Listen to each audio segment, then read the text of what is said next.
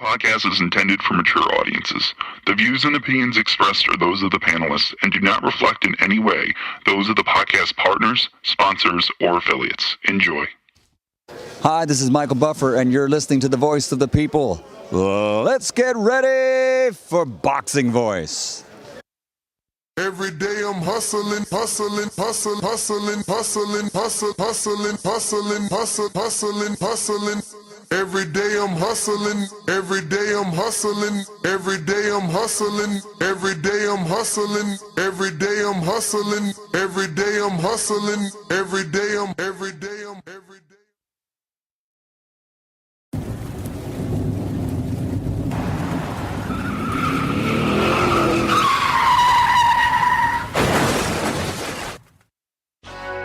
We have new video from a crash that sent welterweight boxing champion Errol Spence Jr. to the intensive care unit. The crash ejected the boxer, but miraculously, he is expected to be okay. TheBoxingVoice.com. It's been a miracle, and I'm a blessing from God that, I haven't had anything serious that would have had me out for a year or two, or just would have been, ending my career. That none of them guys wish that I wasn't back so fast, but I am back, and I want to fight the top names in the division. I have to ask you about your eye. We were all worried about you when you had to pull out of the Manny Pacquiao fight. I want to fight, so you could have got that. Yeah, one eye. I got another eye. WBC and IBF welterweight champion of the world. That's why I sat back and I told people I didn't want to tune-up fight.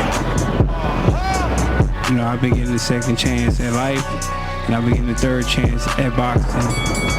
Nobody's avoiding Terence Crawford. He's a big fish on this side too that, I gotta fry. Like I said, I'm gonna get these belts over here, then I'm gonna come take Terence Crawford belt because I said I'm gonna be undisputed welterweight champion of the world. SDS Promotions.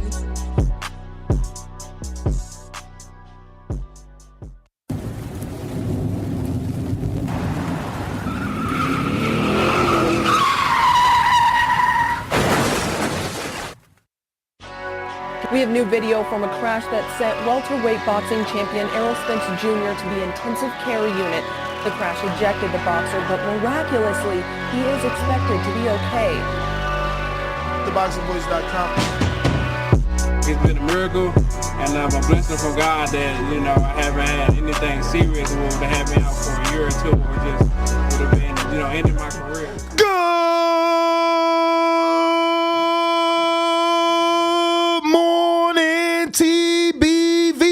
What's going on, ladies and gentlemen? Welcome back to another morning edition of the Boxing Voice Radio. I am your host, Nesta Gibbs. Find me on TikTok at Nesta Gibbs, on Instagram and Twitter at NestGTO, and catch me right here, Fight Week, talking Canelo, but with a twist since Terence Crawford and Errol Spence have been heating up the Twitterverse with a lot of back and forth that's just having all the boxing fans go crazy because they want, yet again, undisputed. Daniel Alvarez, what's going on, Ring Walk?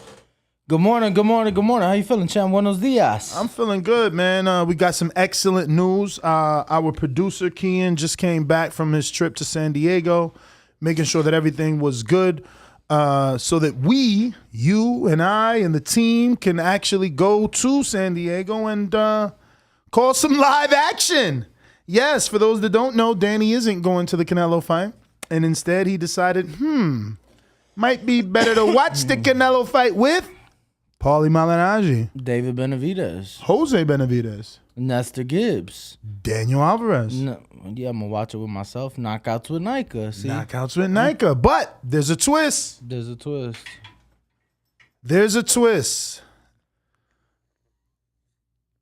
We might get the Hawk. Yeah. The Hawk called us back. He's like, his son, Julius, the chef, reached out and, I said, my dad wants to go. What we got to do? So we was like, what? So now we got to figure it out. How can we get it done and see, can we make this the best fight chat ever? Because let's be real. If you got the Hawk in the building watching Canelo while David is watching, while Malignaggi is watching, plus they're commentating, they're mic'd up, they're giving you what what's coming organically to them. For the people in the chat, I actually didn't decide to not go to the fight. There were some issues, but we will have Emil Carr, Maestro Boxing, right? He will be in the building. He's coming out. Covering it for TBV, lands on Thursday. So he will be covering it and, get all the fight week content for you guys and fight night content. And he's a hustler, man. He's a hustler. He did a fantastic job at Amanda Serrano. Yeah, he killed it. And Katie Taylor. Sure, yeah. He definitely did his thing. So shout out to Maestro Boxing that has been covering fights for TBV. And now we'll be coming to Vegas to do the Canelo Alvarez fight, the big one. So back-to-back weekends for him, huh? Back-to-back. Yeah, shout out to Milk Coffee. A lot of experience, he's getting that experience that he needed. Being out in the field is, I think it's vital, man. I think it's not only vital for your growth of you as a journalist, but for your channel and your Rolodex. If you ain't out there, how you going to get a number? And let me tell you, there are ways to get phone numbers without being in the field, without showing your face. But it does make it a lot more difficult. When you develop those relationships like you, organically out in the field, it's easier to get that phone number, and when you have that phone number, you have access at all times. Yeah, and it kind of goes to what our guest on Untitled said yesterday, where you may not always necessarily have the most innovative, but sometimes the old school shit works, and sometimes hitting the ground and walking up to people and shaking their guerrilla hand. Marketing. Guerrilla marketing, that was a word. So that's important. And that's why I told you I won't. That's why you was out there kissing the babies, man. Instead of watching all the fights, you was out there shaking hands and kissing babies, man. Because that's old school, door to door, hand in hand. Look, I mean, you got mad. Conversions. You got mad that I didn't walk about 2.5 miles to meet up with Supermax at 2.5 miles at AT&T Stadium. So I was like, I got to make sure to be, for the people, because I am for the people. But you was trying to make it seem like I wasn't. So I don't know. I was more trying to make it seem like you might have been afraid to meet up with Supermax since you started talking about you wanted to fight him. You probably went back and watched this fight. Never seen him. Couple of his fights, actually. Never seen him. And then realized, like, holy shit, what did I get myself actually, into?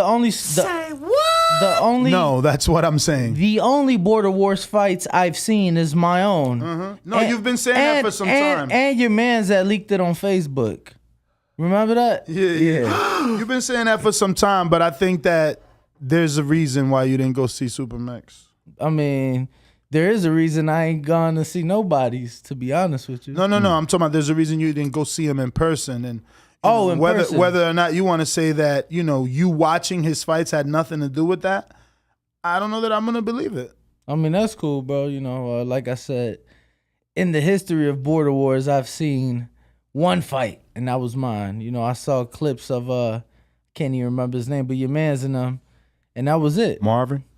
Nah, it don't even matter at this point, but, that's beyond the point. But, it is what it is. So Danny made sure to be, for the people. When you going to be in Texas again, man? Fuck all that. Supermax won his face-off pick, man. I don't know. Maybe Bam Soran V-side? Maybe Bam. Hey, Austin. Maybe Bam Soran Would you V-side? happen to have an eyeglass cleaner? Nah, the kit, like the little, like a screwdriver. This man. No, they got that, bro. I have the iFixit kit. You can try to see if you can get that to work for you. Yeah, let me go grab it. Everybody wears glasses here, bro. Like, what's up with you? Super engineer Austin. Yeah. Shout out. So, they talking about I got shaky leg when I seen Max. That's why you ain't show up. Nah. So let's pull up all these tweets, man, because we did talk about this, but then shout out to Julius. Look, he just reposted our interview. with a nice heartfelt message saying, thank you to the Boxing Voice for having us on. Hey, Ken, Let me know when y'all ready to come to the Virgin Islands. Yo, you see that? He said, thank the Boxing Voice for having me on. Let me know when y'all ready to come to the Virgin Islands. Holler. Shout out to the chef. Can I get a pan, Austin, when you get down? Oh, wow. Today for the sophisticated here. Super Chat wheel. What do we got? We'll be giving away your Dennis Ugas shirt. Okay. From the Errol Spence Ugas fight. Okay. That ring walk Danny acquired, while being down there. And remember, to spin the Super Chat wheel, it must be a $10 Super Chat, single $10 Super Chat, and we'll spin that wheel, and you could possibly land on entry or multiple entry, and it will give you a opportunity to be in the raffle for this Ugas shirt. I don't even know. You see, I'm nearsighted, so I don't even know which. Bro. What's wrong with your glasses, Nesta? No, there you go. You got to tighten it up. No loose screws. Yo, you know who Nesta reminds me of? Like, when I think of Ness getting old, because I wonder, I'm like, how long does he have, how much left does he have in him? As long as he training, he gonna have more time. He already more 41, everything. bro. Like, yo, bro. As long as he training, he who gonna goes be good. to the gym and throws up? Me or you? Bro, because I'm actually putting in work, bro. I'm pushing myself beyond my limit. Push it to the limit. I'm pushing A body in motion stays in motion. Work. So as long as he stay in motion, he gonna be good. Hey, let me tell you something. I think smoking has probably been the best thing to ever happen in my life, right? Oh my goodness. Let me tell Amen to that. Let me tell you. Smoking has now become like my biggest diuretic. Smoke weed every day. Every day. But yo, I literally haven't ate in like 3 days, bro. I have no appetite whatsoever. Wait, like nothing? I had a hot pocket Sunday. But I didn't eat Saturday when I went to the fights. And you seem happier. But wait, you seem but more wait, energized. but when you say you didn't eat, like you are eating something, right? Like you haven't gone 3 full days without eating. Correct. Let me tell you what I've ate, and Bo's about to get pissed the fuck off. No, I'm not. Yo, my gas station sells like these chocolate mints for 99 cents. The mints that you were telling me about. Exactly. That you eat for a snack. You told me that. So like I've had one of those chocolates a day. Just one a day. Yeah, I mean, I hear that you want to lose weight, but you shouldn't do it that way for real. Bro, I'm not trying to. I promise you. I got home yesterday and I unthawed some meat and I was about to cook, and when it came down to it, I literally Didn't have appetite. passed out. I'm like, no, I was sitting there and I'm like, what am I gonna cook for? I'm not hungry at all. Did you end up going out last But night? you got to eat at least a salad. You need some sort of nutrition. You can't just go off of mints. It's not enough. Mint chocolates. But there's not enough. Chocolate mints. You got to get that cooked chicken and rice. Yeah, you need something, bro. You kidding No, me? bro. I literally. I'm back told on my Ness- salad game. I literally told Ness, I took meat out to cook last night, bro. Damn. No appetite. Yo, I look, love it. look, Julius with Julian with fucking Mike. They was at the fight. Hold on, Deluxe Recordings. Let me make sure. Are you saying that coffee stopped you from drinking alcohol? That's what it looks like. Yeah, I'm just making sure because I'm a big coffee drinker. Yeah, why not? Why not? Look at this, man. That means if we would have went to that fight, we would have got Mike in here. There's no way me and Mike won't hit it off. Yo, look at the Hawk's hair, man. Like, No, perfect. That takes Perfect. Like, me as a 25-year-old balding Mexican, bro. I love to see the Hawk like that. Yeah, I can't But believe Mike he still got the flat top. But Mike still looks good with that bald head. Let me tell Yo, you. what's funny is Mike looks older than Hawk. You think so? Absolutely. How old is Hawk? I don't know, but Mike looks more tired. But shout out to Mike for having an iPhone 12 or 13. Not no fucking droid. Know what I'm saying? The Hawk is 61 years old. He's 61? 61 And how old years is Mike? Like in his 50s? Yeah, Bro, Mike's for sure in his Hawk 50s. looking good. Word is born. Fuck. Mike Tyson is 55 years old. And that's always right. Yo, damn, Hawk look good. That's that Virgin Islands, man. That's that Caribbean breeze and oceans. Like he said, the ocean has magical elements. He ain't say none of that, but sounded good. I think it's just the lifestyle. You live a clean lifestyle overall. He probably held up pretty well over time. Mm-hmm. Not just that, man. I don't know. I just feel like it's something about those Islanders, bro. They're so youthful and so, so full of life too. You get what I'm saying? Like he came on here and talked to us for like 2 hours, full of energy in the stories. To me, did you appreciate that, Ness? Because you one that you like, the old timers, like whatever. Nah, I mean, I appreciate it from a standpoint that I respect. He was a legend, and I respect what he means to my listeners, and I understand that I was blessed with an opportunity to speak to a legend, so that's how I went into it. But you're right, I'm not a guy that goes back and watches old school fights. It's just not my thing. Maybe on a documentary, maybe because David Maldonado sent it to me and it's like, yo, you gotta watch this, blah, blah, blah. And if I find the time, like, look, I was telling Austin a story, Austin from here in Sticky Paws, he sent us a video. And Austin, what's your YouTube channel so they could check it out? So the video I sent you is from Sticky Paws Studios. That's all you got to look up on YouTube. Yeah. So it was a rough beginning for me, but if you get past it, and I didn't at first, what I'm saying? But Austin texted me this message and I contemplated whether or not it was a copy paste.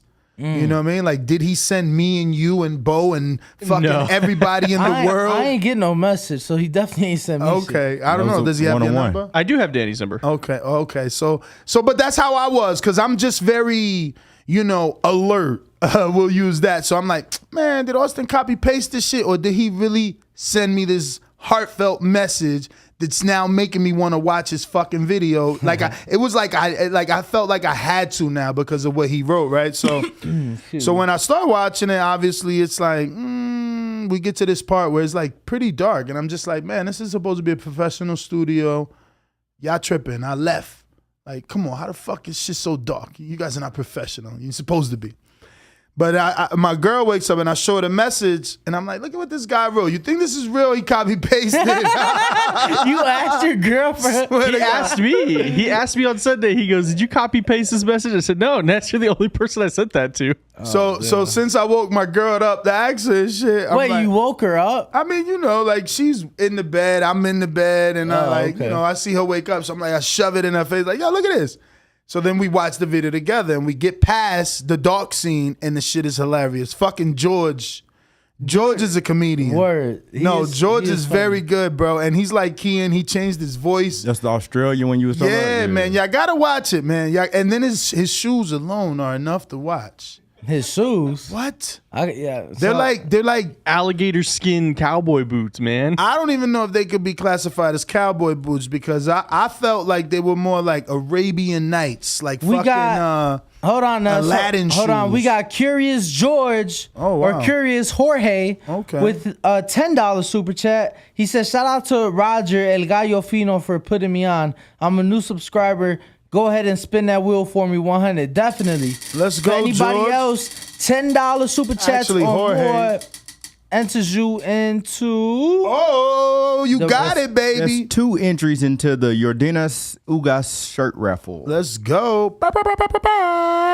Bow. So shout out to Curious Jorge with his $10 super chat. I don't know, Nuss. I am a little intrigued. I might have to head over to YouTube.com. Yeah, check it out. / Sticky Paw Studios to check out their video. And for especially if you're into lions, like they literally went to a lion habitat and we were inches away from lions. Wait, inches. Wait. Where was this at? Lion Habitat Ranch. It's over by the Raiders practice area. Oh, out here? Yeah. Yo, that's been one of my biggest complaints, let me tell you. What? That there's no zoo in Vegas. Yeah, this place is the closest thing to a zoo we have. I'm from Chicago. How do they have those animals out there in August? They don't, right? They transfer somewhere else or something? I think they're used to, that's like almost their natural climate. Man, it is not 110 in Africa. We got Chingon Size. Intrigue would know. We got Chingon Size. Shout out to our audience. We got Abe with a $5 super chat. Shout out to Abe. He says, shout out to the entire production crew. Oscar Travis and the dude with the sex toys? I think he meant me, but we appreciate. No, he's talking about Kian. No. Oscar Travis. Oh, because they called you Oscar. Yeah, it's okay. I get it all the time. But yeah, Keen out here. It's Austin, It's like Austin, Texas. Yeah, Austin. like Austin, But Texas. we appreciate it. Keen is over Isn't here. Oscar the camera guy? That's Yeah, Omar. but how would they? Oh, Omar. My bad. Definitely meet Omar. Austin. Yo, that's fucked up. But yeah, Danny, if you want a zoo here, you can go to at the Mirage. They have the Secret Gardens. I've been there, right, for the dolphins. Right. Let me tell you, funny thing. Well, it's not funny at all. Actually, it's the complete opposite. The only time I went there, I bought like a package. So it was like it gets you into that. You know, that's the MGM property, and then it gets you into this at this MGM property, and you know whatever. So I go to Dolphin Habitat, go eat. We're supposed to go to Mandalay Bay for Shark Reef. Choose not to go home. Oh man. That same night was the night of the shooting. Oh, it was Mandalay October Bay. 1. It was 1 October. Oh shit. wow. Okay. Crazy. See, that's another one. Is Shark Reef? My kid, my 3-year-old, fucking, I could leave him at the first aquarium there for like 8 hours and he'd be fine. No shit. Don't leave him. Yeah, don't leave him. No, I'm not gonna leave him. But like he literally, we were like, all right, come on, dude. There's more to see, and he was like, shark. Well, Danny, What's up, bro? you see how many new tweets there are, right, on this? I've seen some. So if there's been more overnight or more last night, I may have missed it. Well, let me see here.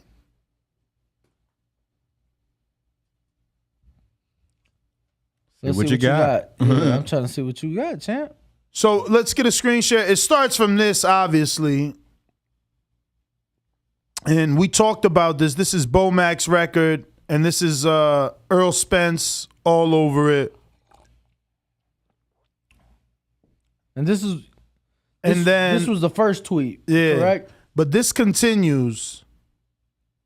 Obviously, Terence comes back and says, look at the guy record, though. That's the guy who's going to beat your ass in real life, not the guy you posted for likes. And then Earl responds, not going to lie, 38-1 is still a great record, insinuating to Terence that when he whoops his ass, he'll still have a decent record. Mm-hmm. And it continues, is what we didn't know, all through yesterday. So he's posting a lady. Shout out to Earl for posting the So ladies. here, Bud replies to him saying, you're a comedian now. I see you must be back on that yak. And that's Ebonics for my casual listening friends. It's Ebonics and or slang for alcohol. For cognac specifically. Cognac. Hennessy, because you know Errol had that anything possible shirt. He really had a anything is possible shirt? Yeah, it was a Fashion Nova shirt. Oh. Yeah. No, I've seen people wear the shirt. I've never seen him wear the shirt. Yeah. Yeah, it's out there. Okay. Unless they photoshopped them, which I doubt. And I only doubt because it's like, come on, that's mad extra. So Terrence comes back and says, not at all. You right, because I'm going to be busy whooping your ass. Then I'm going to laugh when I see your facial expression when you know you getting your ass whooped and there's nothing or anybody can do to help you. Laughing out loud emoji. So Earl comes back and he says... Errol comes back. Actually, we missed this one. After he said, you must be on that. Yeah, he says, laugh out loud. Nah, we saving that for after I beat your ass. But you know, ain't nothing going to be funny for you when that bell ring. So that's when Terrence came back and said, not, you know, not at all. You right, because I'm going to be busy whooping your ass. So then Earl comes back and says, you got it. I'm not typing nothing else until it's a go. Peace. So, A, poll. Do you really think Crawford, put Earl first. Do you really think Errol Spence Jr. and Crawford no longer do the Twitter beef until this fight is official? That's what he's saying. He's saying, you got it. I'm not typing nothing else until it's a go. And he put the peace emoji. Did Terrence respond to that? I didn't see a Terrence response. Okay. Not on his timeline. I got to go to Terrence's timeline. Let's see. Go to tweets and replies. Nope. He did. He said that's good. Now go ride a horse or something and then relax till that time comes. Peace. So I got, do you think Errol Spence and Bud Crawford continue Twitter beef prior to making the fight? Yeah. We're going to go with that. And you just want to do a simple yes, no? Yeah. All right. Simple yes or no it is. I mean, unless you got a nifty little third one. He said a nifty. The third one would be Twitter beef is fire, keep it coming. I do like that. Maybe phrase different, like Twitter helps build the fight. Good. Let's go. Grow the fight. Ooh, look at him. Chuck with a $5 cash app. He says, when is Border Wars going to start? I want to join. We're looking for a location, but yesterday we had a fantastic meeting. Did we not? Sensational. Yeah, we did. Oh, shit. Run the clip. Sensational. No, we did have a fantastic meeting. Sensational. It was sensational. I just hope everything that was spoken about can come to fruition. We won't tell you who the meeting was with until it actually comes true, because then it's like shooting yourself in the foot. But we will be meeting with them again today. That's right. At 11 a.m. Oh my God, what a wonderful day. I forgot. This time we're meeting at their location. At their facility. They came to see our spot here at Sticky Paws and what we do.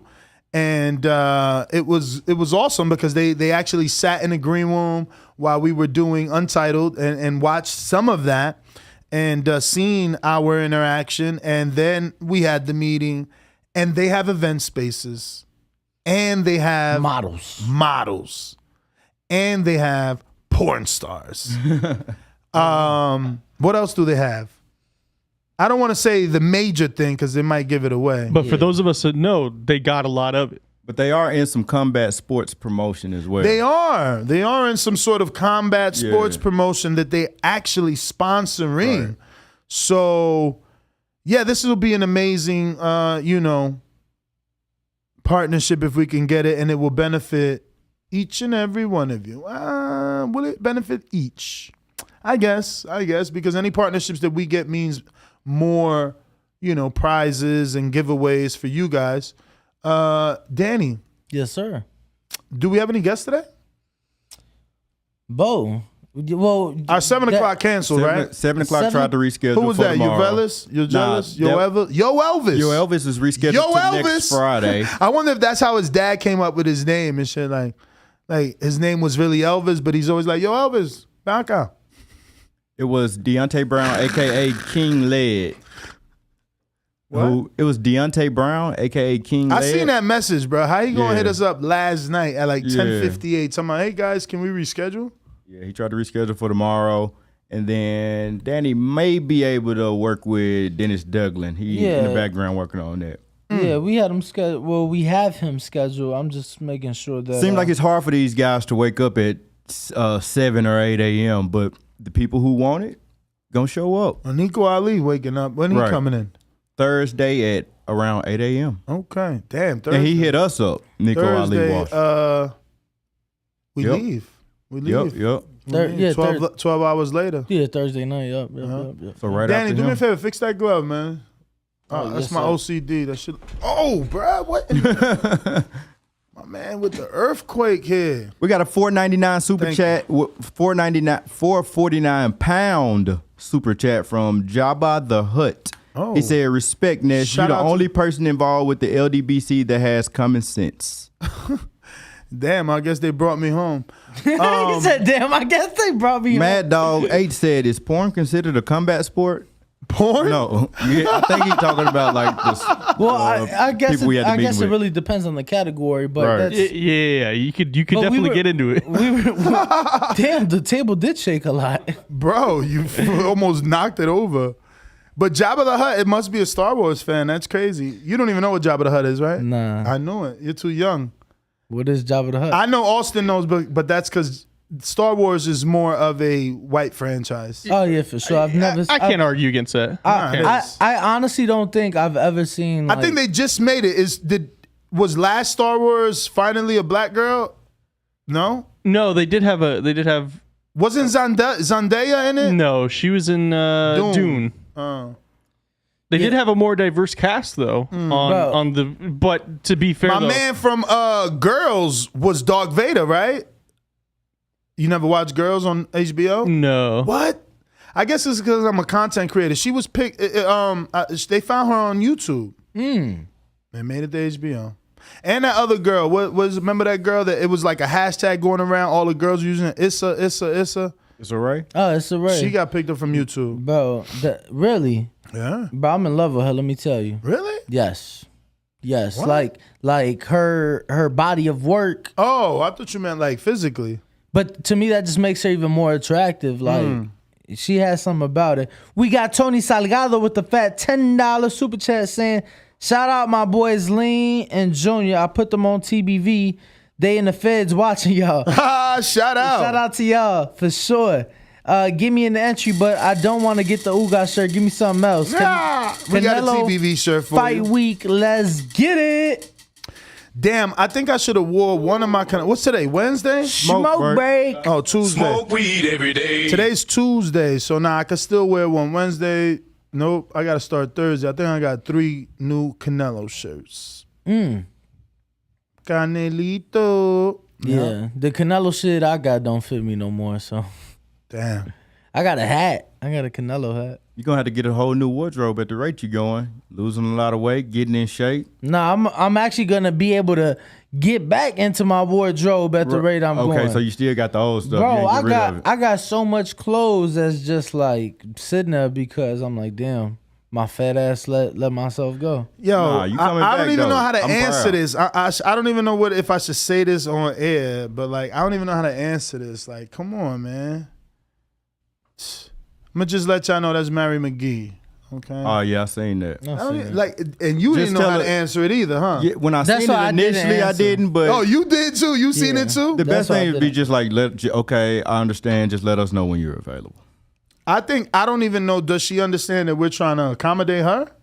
I don't know. Did that message come across? Because I feel like that's why she said what she said. That maybe she doesn't understand that. That's why I'm like, But even being accommodated, what she mentioned is like I get still, it. regardless, like it ain't really But- much you can do. all right. Moving on, we are extremely freaking close from 137,000 subscribers. We're about 46 away. Damn, 46 away from 137. That's 48 hours. Bro, that's like Later. That's like 500-600 over like a couple days. Subscribers. Yeah, but I don't like that, bro. We should have hit that shit. Yeah, too. Right, we're we- 48 hours away from Danny's goal, man. Like we passed 48 hours past from the goal. It's like, Yo, ignorant boxing's hilarious. Talking about raffle that weed from yesterday, bro. That shit's gone. Fuck you talking about raffle it. If there is weed in the studio, it does not last long. bruh, No. and let's be clear, just because we're in a legal state, we can't just ship ship anywhere. Yeah. we'll go to fucking jail. You know what I'm saying? And that's what we don't want to do. We'll just put the return address to Austin's house. But what we could do is like, you know, we still very much want to develop flying one of our listeners out all inclusive, and by that I don't mean all inclusive. I mean, you know, your accommodations, your travel. not because inclusive means like food, Nah. Ubers. We ain't New doing none gear. of that. We might put one in the L with you, but that's about Yeah, we're definitely gonna put one in the air. We might throw a T-shirt on you that you're forced to wear every day. same T-shirt. Yep. Don't spill it. Anything on it anyway. But yeah, you know, we want to develop that. So please, man, hit us up on the community page, and give us suggestions because we would really love. Let's say for Yo, September, they said raffle the ash. the ash. Yeah, so maybe September, Canelo, Mexican Independence, ring walks, birthday. or Earl versus Bud. That's You gonna be know? a big one, and that would be Because the good Canelo incentive. might fight September, but Earl versus Buck could be October, November, And you even know, December. And I'm gonna tell you, unless it's David Benavidez, Canelo doesn't have anybody he steps in the ring with. To me, that's a bigger fight than Earl Bud. What do you mean? Better Beef hasn't signed to fight Joe Smith. What if they just waiting for him? Or what if Joe Smith is waiting to unify? Still think Earl Bud is bigger just because of their fan bases. It is, but you seen what Canelo did. He put on a pay-per-view against Julio Cesar Chavez Jr., and he was fighting Sergio. He don't care if you fighting Earl. He might still do his own show, but that is a big fight. Maybe he wants to be a fan and watch it. Hopefully, he wants to be a fan and watch it. No, I'm not saying that. Doesn't divide us. I'm not saying that they'll go up against each other on the same day. What I'm saying is that if we're considering flying a fan out for Canelo September, whoever he chooses to fight for Mexican independence, if we fly somebody out for that, if that's September, but let's say Earl Bud is October, to me, that's a bigger fight. So it might be even better to just wait an extra month or whatever the case may be for that fight, right? Yeah, I got a Cash App from Jonathan Sims. He says, I know you saw my little $2 Cash App yesterday. Anyways, I like the name A Ring Walk with Danny. What you think? By the way, we not getting that fight at 47. Just saying. Damn, so he's saying we're not getting Earl. We don't need that energy. I know. I don't believe that either, but I have to explain for my casual fans listening out there, Jonathan Sims Super Chat is saying that he doesn't believe Errol Spence Jr. and Terence Crawford fight each other at 47, and instead it would be at a higher division. Okay. And Danny, what do you think of the working name, A Ring Walk with Danny? That's pretty dope, actually. That's pretty dope. I think it's creative. I'm like, bro, I'm going to be honest with you. You know how the media shit goes.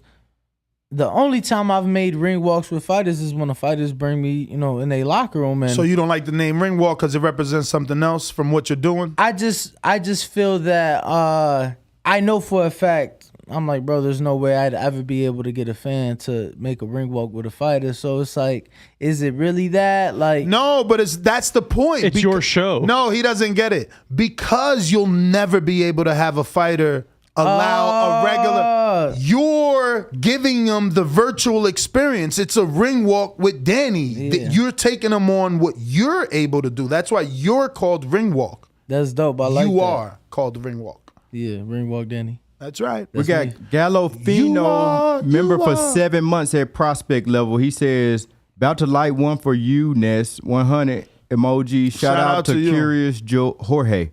Shout out to you, Gallo Fino. Light it up. Light it up. Light it up. We need a soundbite like that, Brandon. Where you at? Where you at? Actually, Brandon sent me a new soundbite. Let's see what it is. Actually, I think he sent it to me before, or we heard this before. Heard what before? I wish I knew that. What was it? Is it David Banner be like, get down on the floor. Yeah, David Banner. I wish I knew the words. I would have hit y'all. I'm surprised you still remember. My friends be like, how come you not famous yet? I'd be like, you didn't share my shit. You ain't share my shit. Shout out to Brandon. We got a $2 super chat from Brandon Lynn, speaking of the super producer. And he says, Daniel Alvarez from the Ring Walk POV. Yeah. I was thinking like, definitely the Boxing Voice presents. You know what I'm saying? Or like, the Boxing Voice. A Ring Walk with Danny Alvarez. I think you got to use your last name too, SEO power, you know what I'm saying? Get you verified. The more Daniel Alvarez you use, the easier it'll be to get verified. Yeah, but it's like the reason, it's like too many Daniel Alvarez's already, bro. Again, more reason for you to have content with your real name so that you could get verified. But I hear you, champ, to each his own. But getting back to these tweets, though. Getting back to the tweets. Where the poll at, Bo? Do people want them to stop or do they like the Twitter beef? So the poll is, do you think Errol Spence and Bud Crawford continued Twitter beef prior to making the fight? 53% say yes, 18% say no, and 29% says Twitter helps grow the fight. Trigger fingers turn to Twitter fingers. Yeah, you getting bodied by a singing nigga. I'm not the type of nigga that'll type of niggas. Yeah, I'm with the Twitter beef, man. It makes me happy. It keeps me entertained. Yo, so what's your name recommendation? What do you mean? for the video. Yeah, nah, you was just saying like for that little. You was just saying you. I like what he said. I like a ring walk with Danny. But like I said, for SEO reasons and verification reasons, I would go with ring walk with Daniel Alvarez. We got 2 super chats. We got one from Average Boxing Fan 199 says, "Good morning, TBV. How much longer can Shakur stay at 130?" Well, interesting enough, I love this show. Let me see who sent me this. Here we go. Aramon Stevenson. Let's pull that up. And in the meantime, I will also double share with Bo and Danny so they can read it. But this is Bob Arum on Stevenson, and he's saying, F being the unified champion, those fights aren't gonna draw caca. So let's just skim through here and get to these quotes. Here we go. He says, fuck being the unified champion, Arum exclaimed after the unbeaten Stevenson easily conquered Oscar Valdez at the MGM Grand Garden Arena. Screw that. There's not a person in the room that knows the WBA champion or the IBF champion. So who wants to put those fights on? They're not going to draw shit. So basically he's saying for Shakur to fight Gutierrez or to fight Ogawa, yeah, it would be nothing. No, I think the Ogawa, I think they both do well. You know, I think the Gutierrez fight, you got to do that at LA or Texas, right? And I think that the Ogawa fight, that's a Japan fight. We know the Japanese love their boxing. We just saw the turnout and the amount of money that Gennady Golovkin and Ryota Murata were able to generate. So to me, that's a fight you make in Japan. Man, pay my guy Shakur and, let him undispute. But I do agree with Bob. They're not appealing fights. You get what I'm saying? I think that if you do it right, you could definitely make some money on that. But they're not appealing fights, So Arum said Shakur can defend his titles against other fighters at 130. There's a lot of good fighters that he can fight, not that are champions on the WBA and IBF. So I have no clue because that's editors. When you got brackets, that's the editors. Edit. They get to put that in. But he also goes on to say, I thought it was terrific. Arum said Valdez is tough fighter, tough out, but Shakur is special. Shakur is special. I'm kind of with Arum, though, even though I'm against Arum. So I'm going to play both sides of the fence here, right? If we believe Arum and those fights aren't going to draw shit, that means they come cheap, right? In theory, I don't know, because maybe one of those champions can act like Keller Plant. No, the issue is that both guys are with different promoters. So yeah, one is with Oscar, and the other one is like Eddie. Okay, so that's easy. Eddie, I want to say, is working with Ogawa. It might be in association with Tekken. Yeah, but that's what I'm saying. For these little guys, these would still be their highest payday because now they're fighting Shakur. Yeah, so, but if you're the other promoter, you know it's Shakur, and you know that that's one of Bob's biggest names. So you're gonna try to ask for too much money. I feel like. I don't know. I think that we're saying the same thing, except you think that it'll end negotiations. I think that because Oscar and Eddie know they won't be able to find their fighter an equivalent fight and or payday, they will be willing to negotiate. Yeah, they're going to play hardball, but they're not going to drop the ball. No, I get what you're saying, and you do make a lot of sense. So I could see it going, just how you say. We do have several super chats to get to. Art Jonesy says, good for us. They throwing respect out the window. Then we got James Payne, Lethal, and he said Alvarez aspect with ring walk Danny. Ooh. Then we got what? James Payne Lethal's his name recommendation is Alvarez aspect with ring walk Danny. I guess that means you got to get me on the camera then, so it's double Alvarez. Say it again. You gotta wear the Google glasses. I was saying, you gotta have me film it. The Ray-Bans, but they only do 30 seconds. I was gonna buy them. They only do 30 seconds. You never seen those? Oh, the ones that film? Mm-hmm. I mean, I think. But I'm sure here at Sticky Paws, they could fucking set up one of those little spy cameras on some They got glasses. everything here, bro. No, I was gonna say I think that even if it's only 30 seconds, it would still be good as long as it shoots landscape. It doesn't. It shoots bum ass square. Not even the fucking. Not even the Instagram square either. It's its own square. Yeah, that's why I didn't buy it. I'm telling you, I did a lot of research. But Alvarez aspect, nope. Nope. Then we got Alvarez POV. I think aspect is too vague of a word, and it leaves your viewer questioning what it is. You know. We got Stick Talk Boxing saying, shout out to all the Big Fish Market Mafia. Bud bringing the Texas Pete and tartar sauce for the big fish fry.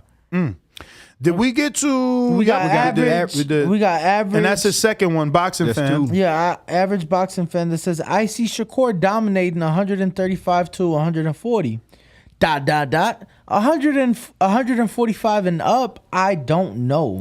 Yeah, I don't know about 135 and 140. He's gonna have to show that. Obviously, he's showing talent, but these guys will get bigger. You know, we seen them get hit by. Who did he last fight? Valdez landed that right hand. So, man, you talking about 140, bro? That's a bit, like, we talking Regis's, we talking T.O.'s, we talking Devin at 35. You know, yeah, those are fantastic fights to see, though. No, sensational fights. Sensational fights. Sensational. I think Bob right now is in a great place. I think Top Rank is in a great place. I think that they have literally all the top guys from 30 to 40 with the exception of Gervonta Davis. We got a Cash App, $10. From? That's Abe and El Camino. All right. Let me see what he says. Was He it a said- Cash App or the Super Chat? This is actually a super chat, Okay, $10 super chat. He says, do the ring walk experience with Danny. Then he could get on the Chingon car and take over Vegas from Lobby Bar to Dre's to Spearmint Rhino. Spin that wheel, Bo. Yo, Abe is hilarious. Shout out to Abe. Yo, I like how the boxing voice stays in the middle. Ooh. What is that? One entry to the Uga shirt. Entry. We got Chickarelli. Chick. What up, Chick? Chick, do we got to give Chick anything, or are we just waiting on Chick now? Kian. Okay. I thought I sent them those. Remember, I sent you guys a whole Dropbox of PNGs of fighters. Okay, Chick, text me, baby. Let me know what you need. Let's lock this thing in. We had a big meeting yesterday that we could have used that deck for real. We got Chickarelli. So shout out to Chick helping us out, helping out the TBV family. He says stepping up with Ring Walk Danny. I don't think it says it. I like actually what Abe said. What did Abe say? I think, what about Face Off with Ring Walk Danny? No, it doesn't. It says something else. Face off means something totally different. Well, no, I was just saying because it's fans walking up to me. They get to encounter me. Yeah, but face to face. it's still misleading. It is a bit. When you say face off and we're talking about boxing. We're looking at this. We're looking for two people face to face. I don't know that sells it. I like the ring walk experience with Danny Alvarez or Daniel. I like that. The ring walk experience. That was good. Something like that. Who said that? That was fucking early. Abe with El Camino. He said, do the ring walk experience with Danny. You know what's funny? I'm about to show you this, right? This is very funny. So Dennis canceled. Okay. So if you're watching this, hit the thumbs up button because Dennis Douglin canceled, and hit the thumbs up button to send us some good luck because we need another 2 more smoke breaks so I can smoke and calm down. That both our guests canceled today. Got me hot. This is funniness, right? Hotter than this coffee I'm drinking. I am showing you. Fucked up too, man. What does that say right there? What's the Ring name? Walk Experience. Yo, so that was Somebody that already was got going to be it. the name of his YouTube channel. that was always gonna be the name of my. Actually, matter of fact, I got my logo and everything, bro. That was gonna be my thing. Yeah, I'm glad we never went live with that logo. Yeah, you don't like it? No, bro. Look, it's don't show it no, either. But it's nah, the ring.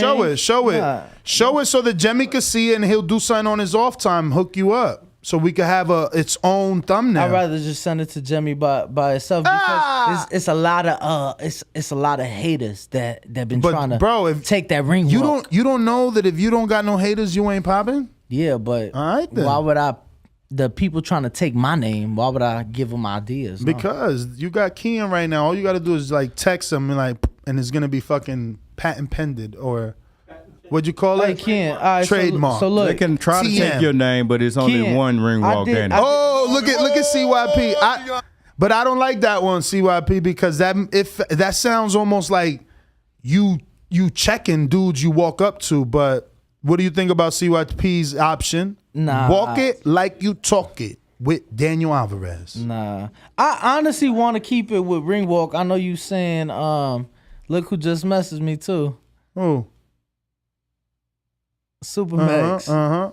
But yeah, no. Why y'all messaging on Snapchat? Y'all weird. I don't have his number, bro. I would never have a man on Snapchat. I'm gonna just say I've never been on Snapchat. Nah. And when I was single, and I really only like one girl that I was dating. Like she had Snapchat, so I went and checked. But I never got friends with her. Like, don't message me on Snapchat if you a dude. Supermax says. Nah, I don't want to hear that sus, man. So Ness, have you ever used Tinder? Because I've never used it. Hold on, bro. Yeah, I got lucky, man. I got This is why you got to do this shit, Ness. Come on, bro, because you trying to be funny. Like I'm a weirdo, bro. I got one for the ladies, and I got one that I just. I can't see he got that, one for the bro. dudes. I can't see that. Neither can they. Oscar says Snapchat with ring bro. walk. I got zoom in on me. Look, name it that. Look, zoom in on this shit. No, because Ness try to be funny. So look, why are you so worried about Ness saying? So look, I'm a fucking swipe to my. Look, somebody about to steal your Snapchat account right now. You see, boom. I got two accounts. Snapchat. He's got one for the mains, one for the sides. Nah, I got one for business and how that song go? I got two foes. One for the plug and one for the load. We got Tony Salgado with a $2 super chat says ring walk experience with Danny Alvarez. And we got a $2 super chat from Donald Banks who says boxing talk with your boy ring walk. Ew, boxing talk. I do like ring walk experience with Danny Alvarez. I'm telling you. That's kind of like what Chingong said, which was the ring walk experience with Danny Alvarez. So that's getting the most hits right there. So around there. And it's just so funny that people are saying that. I just showed you, like, that was my thing. So it's meant to be. From before I even start working with Ness. Let me see here. We got, do you think Errol Spence and Bud Crawford continue Twitter beef prior to making the fight? 54% believe yes. I think we need to be done with that poll then. What else can we do? Should we decide? Should we give them months? Months? You know what? Months? You know what? We ain't got no guests, and we giving away a Uga shirt, but I feel like giving away something else. What you got? I feel like giving away something else. What you got? So what we gonna do? We can't do a poll because a poll limits your options. Yes. So for every $2 super chat that y'all comment the name, the best name that we come up with tonight will get an autographed Polaroid from one of our guests that we've had in studio. Ooh. So in order to win the Polaroid, you have to choose the name. So now what are you doing? Are you canceling out the names that have already been mentioned and nominated? Well, some have been via obviously via super chat. Yeah. And as I'm scrolling, there's so many that haven't been. So I think that's a great incentive, right? We'll get $2 super chat. We ain't gonna kill your pockets. We can't even buy a cup of coffee with that. Can't buy a cup of coffee. Shit costs $3.69 out here. So what we gonna do is collectively we'll pick the best name. We'll get that. Definitely. Tony Salgado defending his boy Danny. Now that they smoked a little joint together, he like, Snapchat, where is that, man? Excuse me. Shout out to Tony. Hey, yo, matter of fact, did you go party last night? Nah, bro, I was asleep. Yo. I'm about to put the pressure on Danny. He's so much younger than me. No, but to be fair, I can show you the messages. They got canceled? He was like, I think we're just going to go another night. That's what Madison said. So I'm like, fuck it. Went to see Gabe Rosado with the $1 super chat. Hold up. We got Esse Robes, who says ring walk-in with Danny, and he's celebrating 2 months of membership at the prospect level. I think the way that works is YouTube gives you one free super chat every month that you're a member. So this is his free 2-month celebration. Celebration. Mr. CYP said, ring around your eye with CYP.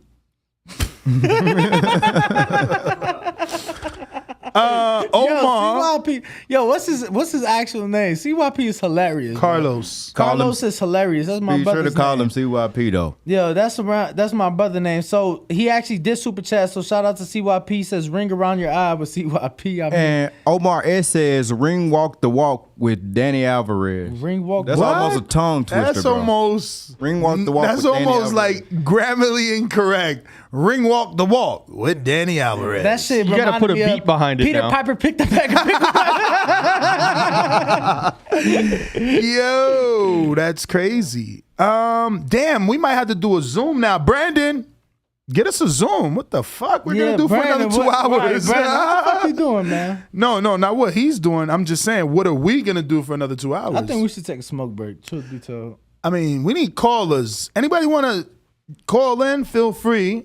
It is Canelo. Today is Canelo Bivol fighter arrivals. Are they arriving? They are arriving. What time? They are whatever time they choose to get there. Because I don't have the fight week schedule. What? Nesta Gibbs forgot to fucking apply for me to cover Canelo Bivol. Let me see if I could just give you my email, bro, because this is too much for me. This is what I'm saying. You know what? You got me hot, Ness. You got me hot. But What? yeah, so fighter arrivals are today. Mm-hmm. You know, traditional fight weeks do start Tuesdays here in Las Vegas. So looking forward to that. Looking forward to seeing them, you know, face off, seeing what they have to say. I'm curious on this, how much more Canelo has to say about this vegan diet. You gonna press him? Nah, I'm trying to, you know, follow his lead. Bro, you see the shape he's in? Like, come on, bro. Why wouldn't I want to look like that? Okay. Let me see. Did I send this to y'all? Oh, I did send it to y'all. Did y'all get my email this morning? You guys suck, man. Which one? These young kids, bro. I don't know. I wonder what age I was when I started checking my emails every day. And I think it was when the iPhone They came was out. taxing for the neon sign. I seen that. I mean, It you was see a the big size of it? Yeah, it was like 40 something 42 by 30 inches by something. 35 inches. Do you know what 35 inches is? 1 inch off of 3 feet. You know what 42 inches? 6 inches off of 4 feet. That's bigger than this fucking television. Bro, I ain't gonna lie. I was just looking at. I seen the size. I seen the Definitely sign, not and I bigger seen the than price. TV, bro. What? Absolutely not. Bruh, I wish I was like my dad and walked around with a tape measure. Man, 42 inches by 35 inches. Yeah, this is probably a 42-inch TV right here. Yeah, and don't you know that 42s are diagonal? Yeah, They're like that. yeah. They're not like You this right, you right, or like this. You right. It is corner to corner. Come on, Champy. That's big as hell. 42 is almost. 42. Find me a tape measure. 42. Big Listen, Nick with the 2-pounders. 42 is saying the ring walk This with guy Danny cut me Alvarez. off. I'm talking over you today. I hear you. I'm talking over you got today. that. You got that. God damn, no, I'm fucking. Danny is out for blood today. He's coming. He got that. I'm fucking with you, Champ. You see what I was saying? I knew this shot wouldn't look good. See, this is what I said. I said, look, we going to have a boot on each side. You said, nah, it'll never show. What? See? The boot look good. It's a Muhammad Ali boot. I don't think it look good on each side. Now it look naked on that The side. dude look naked over there now. You know what, Danny? You need to swap out with your hat. Put the hat there. Or put that hat there. That's what I'm saying. That hat Okay, there. I thought you meant like the hat off his head. No. Whoa, don't cover my sign, though. All right? What the? Nah, but see now the boot. No, you can't. Yeah, it's got to. What? All right. Yo, you really about to get a measuring tape. Y'all tripping right now. Listen, 42 is 6 inches away from 4 feet, bro. You know how big that is? Oh, my God. Look, I'm going to hold it for you. Show the That's a people. 55. What is it? Show the people. 50. 48. 48. 48. Now you gotta do it. Damn, that's big. That's big. 48. Holy shit. That's what she said. Up and down now. Nah, I know, but I want to show the people again. 48. That's crooked as hell. Yo, that's. 48. So that means this sign is beautiful. The sign is the size of the TV, which we got a fucking TV here for our sign. It's bigger than the TV. Bigger than the TV. Arr, let's go. Oh, that would have. Oh, you want to get? Oh, he want to pay for a camera and a chair, huh? He cray. But I will say this. Let me get a screenshot. Wait, no, wait. Also, let me see if I could copy it and then put it her. Nah, we're gonna go her. All right. The ring walk stalls. Which I think. Y'all Let me get a poll. Y'all gotta stop that shit with me in the bathroom, cause I ain't even ate, so I can't even use the bathroom. You ain't even been to the bathroom. I ain't even been to the bathroom in a week. So y'all could shut the What poll? Whoa, that's fire. I don't think we gonna do a poll because people just jumping in the live stream might not have seen this photo when we take it down. So they're like, what neon sign? And they're just gonna fucking randomly they will pick something. Vote. Yeah. But now that it's up there, you don't want no black in it? Where would we put black? And how do you do neon? The background will be black. How do you do neon? No, the background is not black though. That's the thing. Oh, this is a black background. Yeah, but bro, we gone. Oh yeah, over there is wood though. Brick. Oh, it's wood, and it'll look good because this is like brick. Brick wood is rustic. What do you think, Kian? Brick wood is rustic. Didn't you used to work for Dale? For Mariah Carey? I forgot their names. Kian was Mariah Carey's personal flipper. So whenever Mariah would tell him to flip, like Kian would like flip off of her Alfa Romeo and shit. So it's like 50-50 in the chat. Some saying keep the TV and the other people saying that sign is fire. Even though they're right, let's be real. Like when Kian does new logos for specific themed shows, that's pretty dope to have the TV to be able to do that. But I think that we still need this sign to take our pictures in front of. No, I think that sign is fire. Or something similar to this. Like it will be utilized one way or another. It'll be utilized. We definitely need something to take pictures in front of in the new building. Because the Sticky Paw Studio sign will be counting down the days. Do you think Kian would get in there in 12 days? Impossible? No, I mean, I'm not saying do a live show, but like we're in there in 12 days. Because they're out in 12 days. Yeah, no, we have the key, but they released back to the people for like 2 weeks. They needed 2 more weeks to get up out of there. Oh, we can use the gym in 12 days. You're going to start inviting fighters over there. Like, yo, come have a personal workout over here, bruv. Be careful, they won't leave. That's all right, too. Camera's rolling. As long as they pay dues. Camera's rolling. No, the dues is the camera rolling. Yeah, I want that sparring. Speaking of sparring, a lot of you haven't even checked out my sparring footage that I got with Rances Bartholomew. What is he, a 2-time champ? 2-time. 2-time? 3-time. 3-time? 2-time? Yeah, 2-time. 2-time? He was looking to be 3 times. He was in there playing with his food the other day, teaching. But he was teaching. It was multiple sparring partners who are professionals, and he was still in there teaching and playing with the food. Yeah, very comfortable, man. We got a $10 super chat from Dual Ingrams, and he couldn't be more right. Those likes are kind of low. They're extremely fucking low. Yeah, I don't know. You know, it's always been hard for us to get number of likes. We need those subs. We started the show 50 away from 137. We are now 40 away from 137. We need those subs. Let's go. 2 entries for Dual Ingram into the t-shirt raffle. Let's go. Shout out to Dual Ingram. He just won something the other day. Can you imagine if you win again twice in a week? And this is what I'm saying. Like, this is why I want the Super Chat wheel out every day, because you guys have been Super Chatting every day. So why shouldn't we return that same gesture by giving something away? He already won a hoodie, Muhammad Ali hoodie. Oh, yeah. Given to us by El Camino Electrical Services. You know, JT hit me up. JT was like, yo, El Camino said those hoodies was for my kids. I'm like, stop playing. No. Some of the proceeds from the hoodies, both of them. Nah, he gave me 200 for them. Yeah. He gave me the 200, and I sent it to JT yesterday. So, you know, shout out to El Camino who donated 200 to the GoFundMe. What's up, Kian? You don't think there's enough raffle entries on the wheel? We got Oscar with a $9.99 super chat. The ring walk experience with Daniel Alvarez, Morgan Freeman voice. And you get a spin on the wheel as well. That's right. Oscar. Bo, why does he get a spin on the wheel?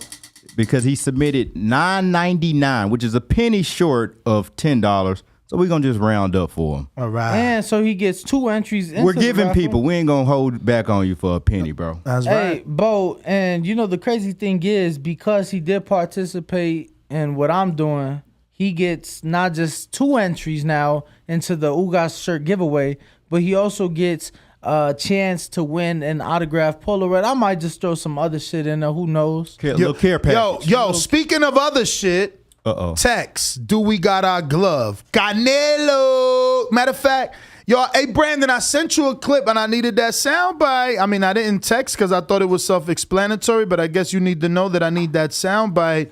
So send me that new Canelo soundbite because right now I should have been playing that instead of.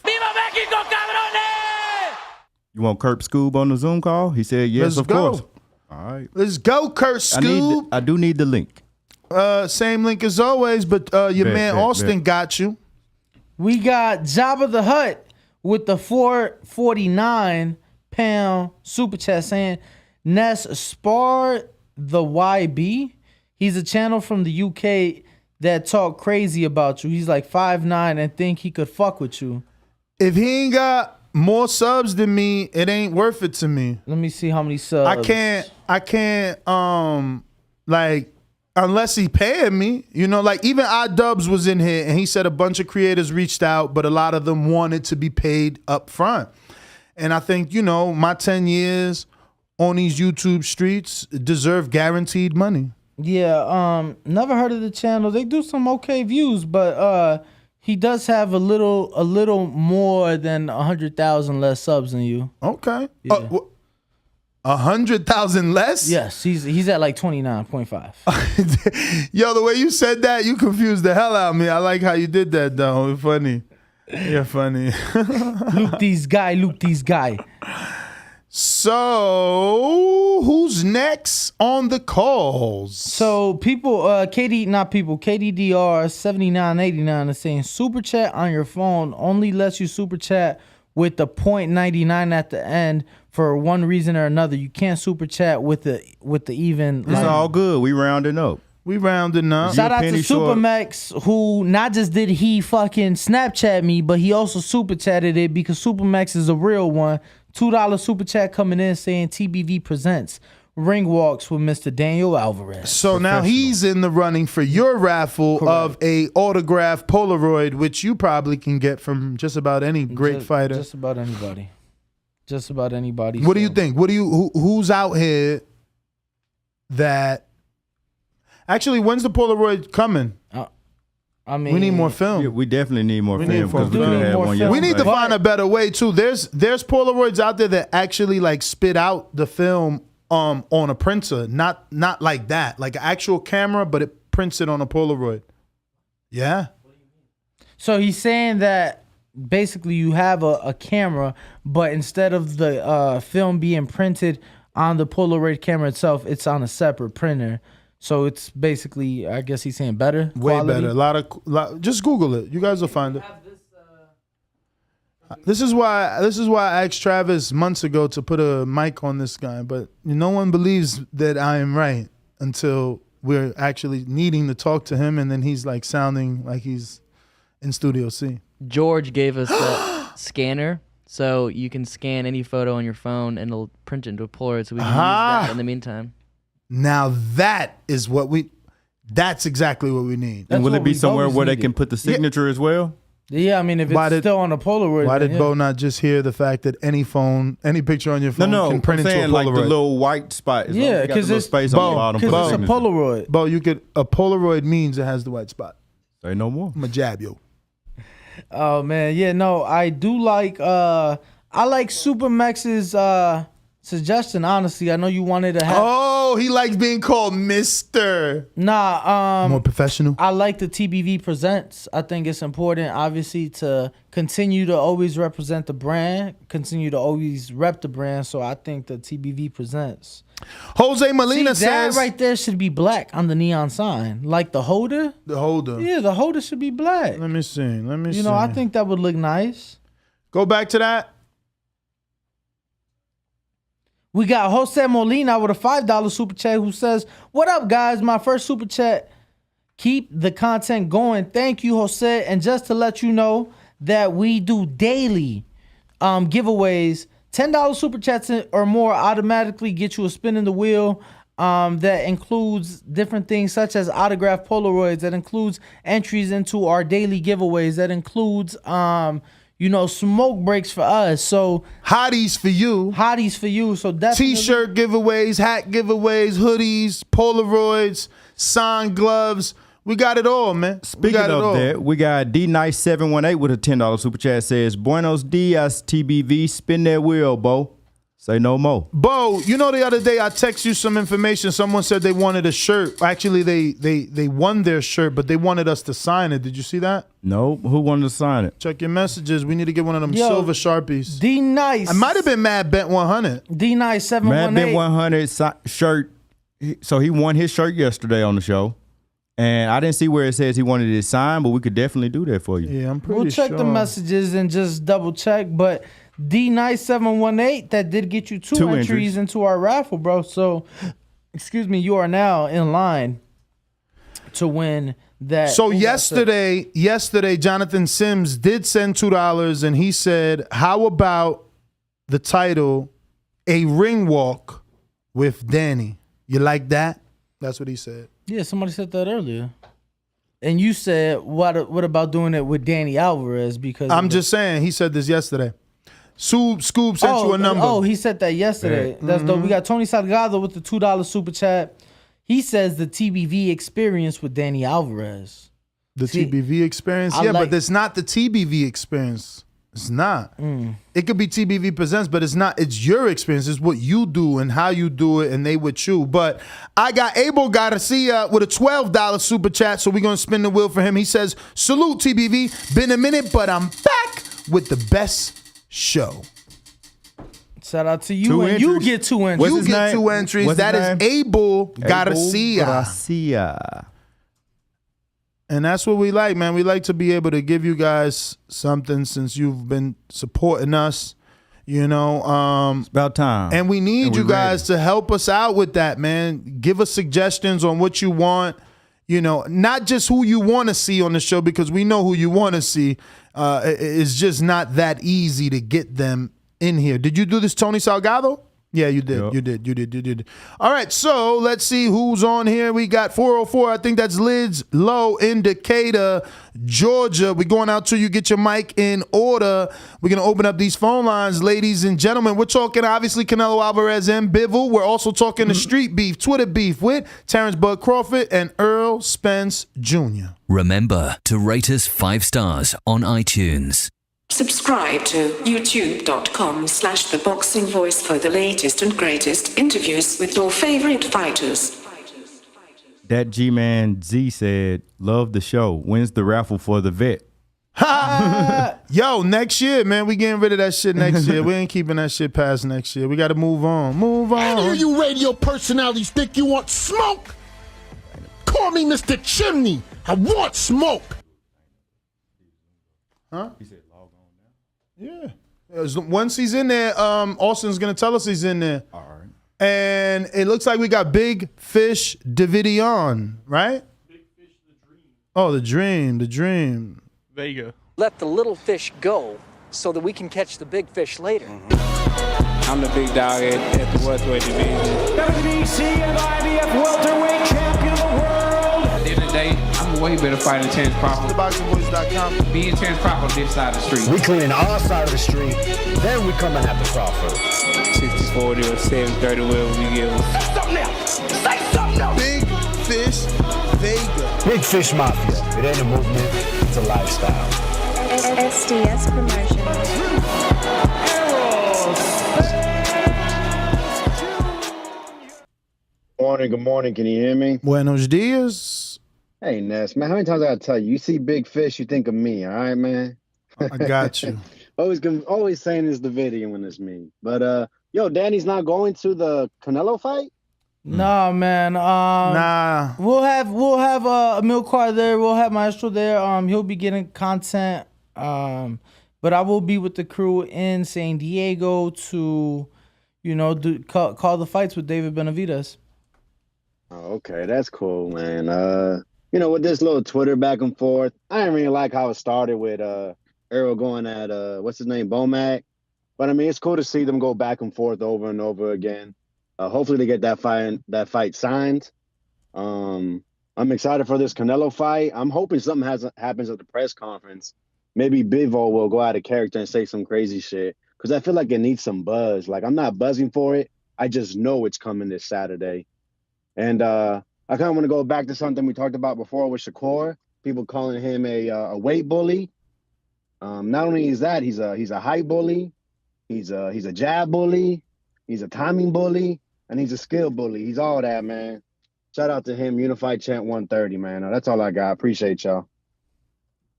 Appreciate you, champ. Thank you for calling in. Who do we have our Zoom available? Not yet. Who else we got? Ness, who we got on Blog Talk?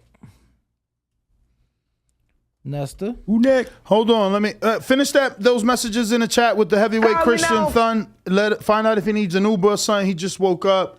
We could slide him in. He's been trying to come in, and we didn't have any slots. But now that something is available, we can go to them. And what do you need me for? Our guest is here. Hey, Scoob, what up?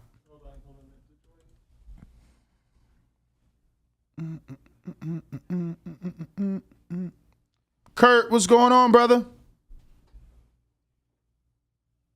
Can't hear you yet.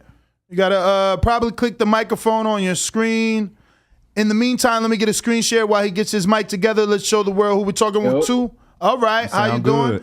For those just tuning in, this is Kurt Scooby, and that is your real last name, right? Yeah, it's my real last name. Yeah, wow. And you are from Georgia? Oh. Nah, that's not. Nah, I'm from Duarte, California. Oh, you're from California. Okay. Yeah, man, enjoying it. All right. So you left Vegas, man. We were supposed to have you in studio. What happened? Shit, honestly, man, work. I mean, Oh, so you got a 9 to 5? Nah, I don't. This is what box is my 9 to 5, to be honest. All right. Some other shit, but it's chop it up to the game. You know what I mean? All right. Well, Kurt, man, tell us your story, man. How'd you get into this sport? Why this crazy sport, man? Honestly, man, I came from football, so football is a 11-man sport, you know what I mean? And I knew that everything I put into the game, that 10 other people couldn't match that energy, you know what I mean? So I knew boxing was always my it, and I knew that I can't get in trouble for beating a man up. And I love that aspect of life. All right, and tell us who you're trained with and how'd you link up with him, because I feel like he's all the way from Brooklyn, right? Yeah, man. Don Saxby and Leon Cat Taylor. I actually moved to New York during the pandemic. It was always my dream to actually live in New York. You know what I mean? Seeing those little postcards with the Brooklyn Bridge and, you know what I mean? And I finally got the opportunity to move to New York where the flight cost $11 during the pandemic. So I knew that was my chance to actually move there. You know what I mean? For sure, man. What made you go during the pandemic, though? That was when New York was most, it was not itself. Did you still feel like you got a good experience? Of course. I feel like the pandemic for me, it actually bettered me, you know what I mean? Instead of backtracking, I got better while other people were sleeping, you know what I mean? And moving to New York during the pandemic actually showed me that the grind never stops, even if people were going through the worst, you know what I mean? God forbid, if something could happen to me, but I work with Allah, so Allah protects me in all aspects. So what was it about Don? Because if you just got to New York during the pandemic, you've already obviously had been, your pro career had been started already. So you switched training. No, it hasn't. Oh, no? It actually hasn't. Yeah, nah. My first fight was with Don Saxby. And I knew okay. Because you just know with energy, you know what I mean? If somebody's good or bad, I feel like I'm so in tune with my own body that I can tell when energies are not entwined with each other, you know what I mean? Mm-hmm. So I seen you obviously training alongside DeMichaels, but you were out here in Vegas specifically to spar with Devin Haney to get him ready for Cambosos, right? Yeah. Yep. So what division are you fighting and campaigning in, so those listening, can know exactly, where you fight at? It has you listed at 140, but you've also fought as high as 49. So I wanted to let you answer.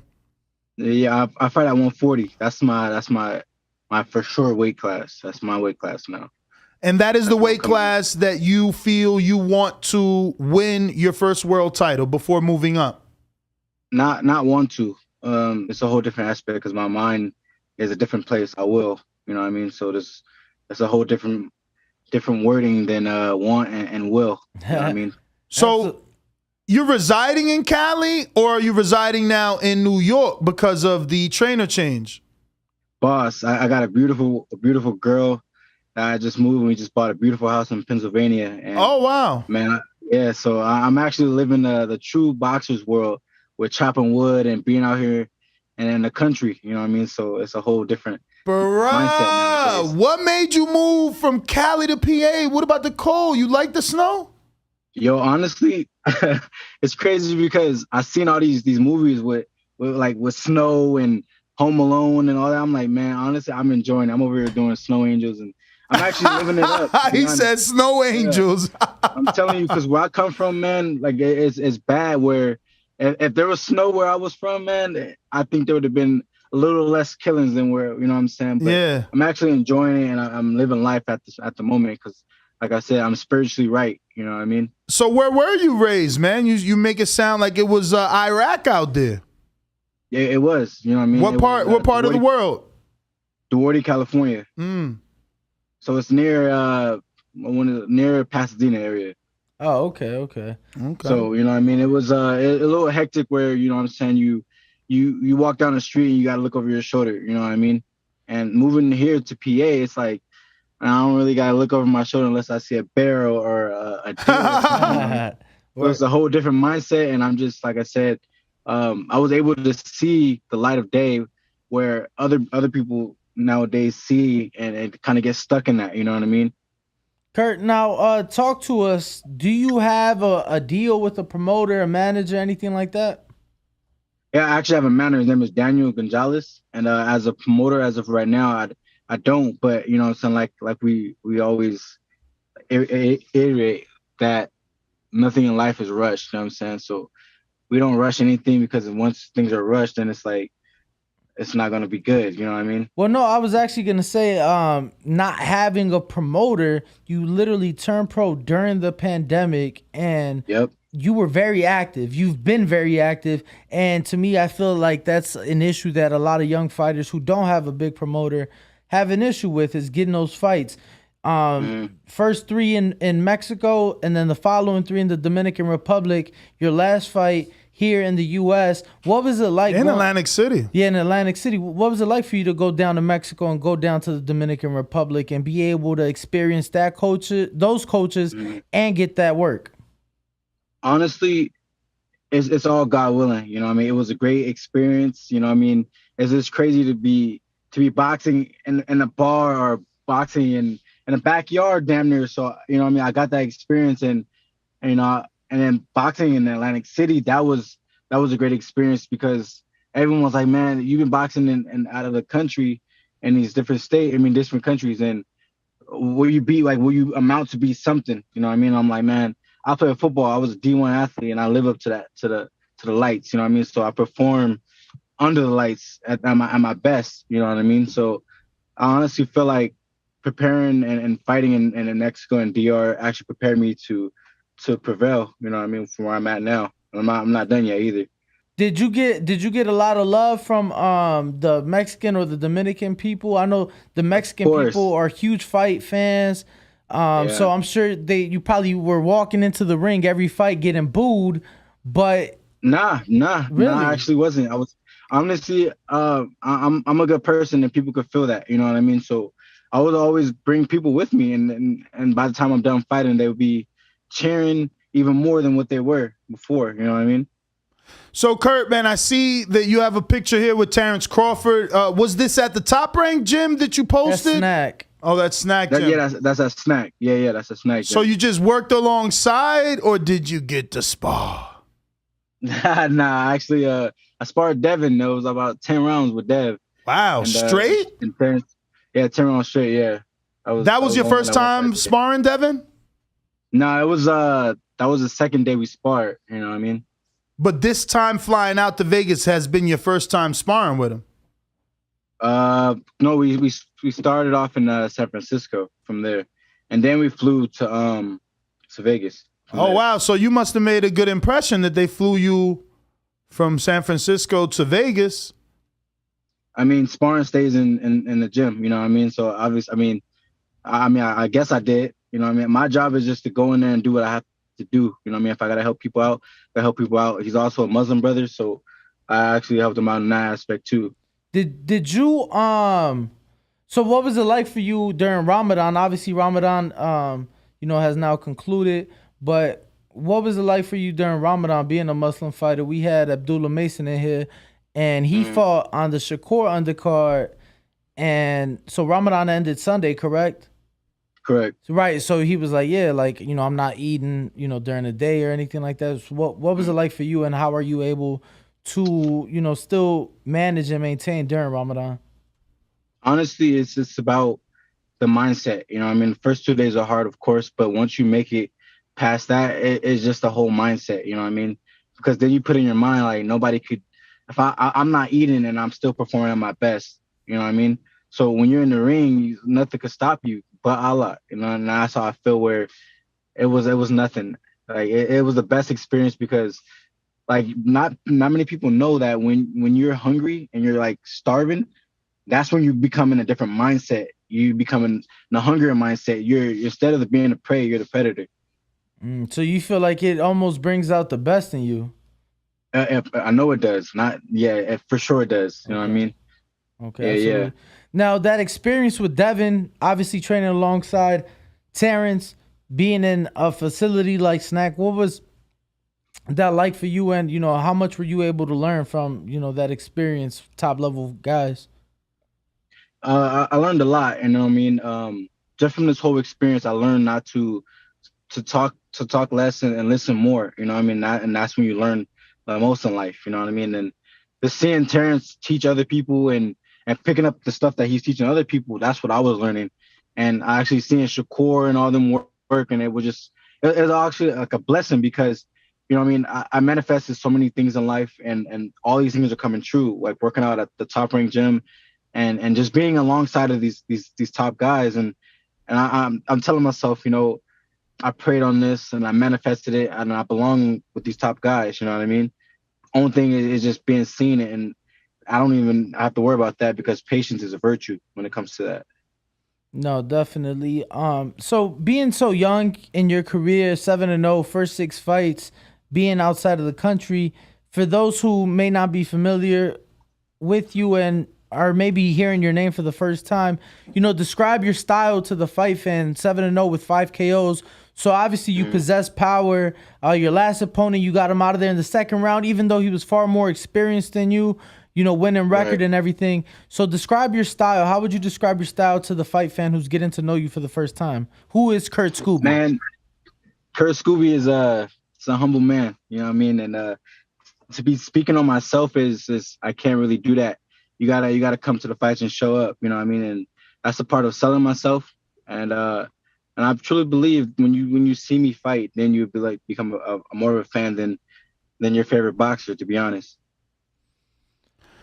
Scoob, man. So how'd you link up with the Michaels? We were. This is crazy because I've always seen Michael on Instagram. You know what I mean? And we actually met up in San Francisco, and from there we was like, man, we that's my man's man now. You know what I mean? Like, he's good soul, good genuine dude. You know what I mean? So we were, I swear, every day that we weren't sparring, we were working out. We were training like it was our training camp. You know what I mean? So That's what I brought to him. Like, hey, bro, we gotta train. We gotta do the things we gotta do because at the end of the day, he's preparing for a fight, but we're preparing for a fight as well. You know what I mean? For sure. In your time at Bones Adams, did you ever get to spar a guy by the name of Abram Martinez, one of Bones' guys? Nah. But we can get to work. He's another, he's 40 at 40. I believe 10-1 or 9-1, something like that. So, but you were talking about putting in that work as if you were in camp, as if you were preparing for your own fight. We've spent a lot of time with Devin throughout his camps, and one thing that we see day in, day out is obviously the work ethic and the dedication in the gym. Right. Do you feel that they being Terence and Devin and Amari out there when you guys were getting that work, do you feel that they kind of brought the best out of you, brought you to another level to where you like, damn, like I got to make every workout like this because that's how they're doing it? Nah, not really. To be honest, man, I don't really compete against others or let other people change my environment. I train every day like it's my last day of living, you know what I mean? And that's the way of that's what I bring to the table. You know what I mean? That's how you have to do. When you start competing against other people, then that's when your whole system's thrown off because you're not worried about yourself.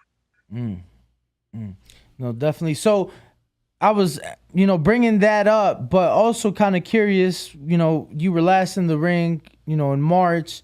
Do you have maybe a date? I know it's only been a little over a month, but, do you have maybe a potential date, in mind or anything that you're hearing?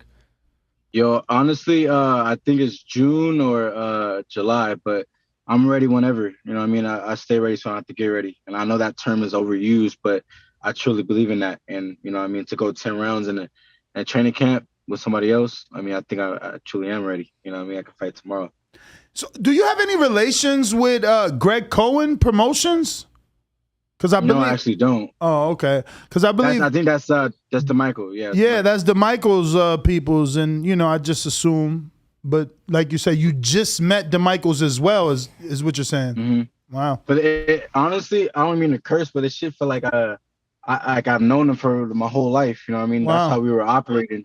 Because I'm telling you, once you get around good souls and good energy, you know what I'm saying? It's destined just to everything to be good. You know what I mean? From there. 140-pound division right now, in my opinion, is a pretty open division. Josh Taylor is still the undisputed champion, and he just defended that undisputed crown against Jack Catterall. But it seems everything indicating that he is moving to welterweight. Does that kind of bring you more hope, more energy, more, I don't know, knowing that, hey, those belts are there for motivation? The taking. Yeah, motivation. Like those, boss. I don't worry about none of that. It comes within. You know what I mean? I have a daughter. I have a daughter to worry about, and that's my motivation. I don't worry about belts. I don't worry about none of that. I fight for my legacy. I don't fight for the O. You know what I mean? And that's the difference between me and all these other fighters. I'm not one of these clout people. I don't like. I mean, I got quite these 2 chains, but these were gifted. You know what I mean? And I'm not worried about none of that. I'm just staying in my lane, and things will come to me as then. Let me ask you, being as though you're trained with Don Saxby, did you spar with his other fighter, Les Pierre? Oh yeah, that's my guy too. Yo, I be getting rounds with everybody. You know what I mean? And it's all within. You know what I mean? Like I said, sparring stays in between. But Les Pierre is cold though. I like working with him a lot. Cold dude, man. And have you been able to pick the brain of former, I don't know how many division champ, but mini Mike Tyson, Joan Guzman? Because you're out of Gleason's, I'm assuming, with Don, right? Mm-hmm. One thing about me is, I don't know if you see me last time, but I always carry a notebook. I'm always carrying a notebook, and people think I'm weird because when they say some wise stuff, I'm in my notebook writing it down. And look at me like, a side note. I was at Top Rank, and everything that everybody was saying. Oh shoot! Can you hear me? Can you see me? Yeah. No, we can't see you. All right. Yeah. So everything that everybody was saying, Al Mitchell, K. Karuma, Terrence, I was writing down. I was in my journals writing it down. Everybody looking at me like, this guy is weird. Not knowing that that's the true knowledge. When you write things down, that's when you pick up things. You know what I mean? So when Joan Guzman talks, I'm writing it down or I'm storing it, and I'm writing them in my phone. You know what I mean? And it's crazy just to pick up knowledge like that. You know what I mean? And Mini Mike Tyson, Joanne Guzman, man, that dude is cold. But I got a cold coach too, Leon Cat Taylor and Don Saxby. No, absolutely. I think that's extreme. Leon, is that the guy with like the He got a raspy voice. He got the raspy voice. The guy. He's that's training. the guy, He's training the Puerto Rican girl now, right? Who? She's brand new, but she's been in that. She's been in Gleason's for like 4 years. She's Puerto Rican, fair skin. Melissa? I'm not sure. I'm gonna look it up, but she normally spars with like Alicia Napoleon. She's definitely not under 140. Yeah, I'm not sure. Yeah, I gotta do this. I'm not sure. I'm there all the time.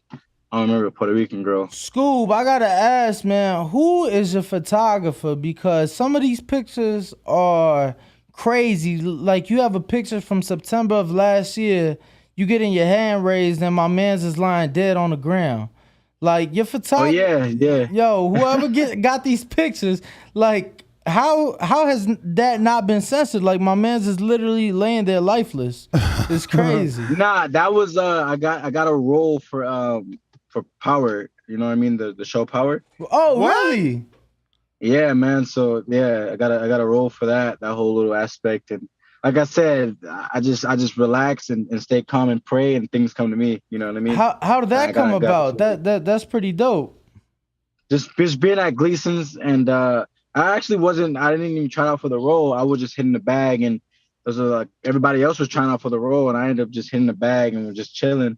And the guy walks up to me and skips to everybody else and was like, hey, like without even trying out, he was like, you want to be in the show Power? I was like, I mean, sure. You know what I mean? I was, of course. And then he was like, you don't even need to try out. You just I'll see you tomorrow. I'm signing up for SAG. I think that's the name of it. Sign me up for that. And it was a go from there. I was like, all right, this is it. You know what I mean? I like it. So has that aired? Because I watched Power. I don't remember a boxing scene in it. Has that aired? Yeah, it was in Raising Kanan. Oh, the Raising Kanan. So the Raising Kanan. So that's not on no more. I'm gonna have to go back and check it out because I'm you have to check it out. Man. I'm like, bro, I watch all that shit, but you know, you and me both. I'm on Ozark right now. So nice.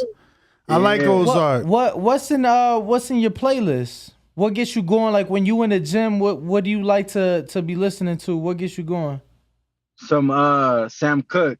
Wow. That give me. That's what I'm walking out to next. I shouldn't even said that, but I surprised people. But yeah, that's my go-to. Sam Cooke, Chain Gang. That's crazy. I used to listen. It's weird. I used to listen to Sam Cooke before I would play ping pong. Oh yes, he is different. I was playing ping pong competitively for a little bit, and it was always Sam Cooke. I don't know why. It was always Sam Cooke. It's soothing, man. It's a very soothing voice, and he's speaking some real facts too. You know what I mean? Absolutely. That's why my grandma used to play that when every Saturday and Sundays when we used to clean the house. So it's like when I'm in the gym, I'm cleaning the house. You know what I mean? You got to sweep the floor in order for it to be clean, but the next day it still might be dirty, so you got to keep sweeping it. You know what I mean? Absolutely. I want to talk about your days at Azusa Pacific. Playing D3 ball. What was that experience like? And when did you realize like it's not gonna be football? Like I actually went to Fresno State and then left Fresno State to go to the Pacific. You know what I mean? Where honestly, I knew football was like my way to get to college. You know what I mean? You got to use your resources. Where absolutely, I knew that my football ability was my way to get to college. You know what I mean? And that was my way to get out of trouble too. So I used that to help me see the world. You know what I mean? Because when you're in football, you travel the world. The same with boxing. You do good, you travel the world. You know what I mean? And I knew I didn't want to be in trouble. I didn't want to be one of those troublemakers. So I was like, you know what? I'm gonna be a baller. I'm gonna do my stuff on the football field, and I'm gonna travel the world. So I don't gotta be in the city getting in trouble. You know what I mean? Or looking over my shoulder. What was the biggest thing that college football taught you? In your days that you still use to this day in boxing? that this is all a business at the end of the day. It's not for fun as we used to play these games or play football as a kid. It used to be fun, but now this is a business. You know what I mean? So when you come into any aspect of boxing or football, you just got to know that at the end of the day, this coach has to feed his family too. You know what I mean? Mm-hmm. So Scoop, is that genetics, football, or what? Were you always, because you seem like physically like you were ready for a fight right then and there. You're pretty low body fat. So is that genetics? Is that from your early years in football? What do you attribute it to? Honestly, you should see my grandpa. My grandpa had 18-inch arms when he was, 15? So it's basically, it's genetics, man. And the knuckles, my family got some huge knuckles. So, you know what I'm saying? It's for sure genetics. And the way we train. Honestly, I train hard. You know what I mean? There's not really days off. And if there is a day off, I'm fighting to not take that day off, you know? Mm-hmm, mm-hmm. And did you, I know he asked you, was there anything you took from football? But, we like to ask people, do you think being in shape for football means you're in shape for boxing? And what are some of the differences? No. There's no way. Football is you're lifting. Football, you can do 3 days, you know what I mean? Because you can rest. There's not really a time period where you're going all the time. You know what I mean? Boxing, you need rest. I didn't realize that. I try to bring the same mindset to boxing, and you need to legit rest before you do anything. So I can't really do the 3 days or the 4 days I used to do. Now I'm over here doing one a day and taking a nap and watching film, you know? Yeah. No, absolutely. Did you bring any of that running from football into boxing? Did it make, because there's allegedly not that every boxer runs miles, but that's kind of synonymous with boxing, running. So was that transition easy for you, or was the running even different than the running in football?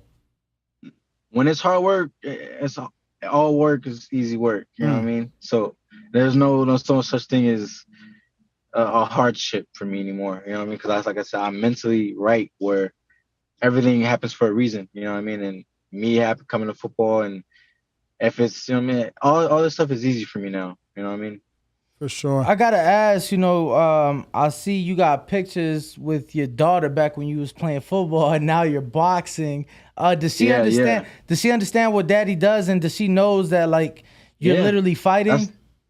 That's why I got the LEO on my belt, on my waist trainer. Or not waist trainer, sorry. On my trunks. You know what I mean? Because she knows that's what I do it for. I don't do it for anybody else. You know what I mean? I do it for her, and that's my motivation. No, it should be. Right? Well, Scoop, man, give out your social media. For anybody that isn't following you can do so. We want to obviously thank you once again for coming on the show. We appreciate it.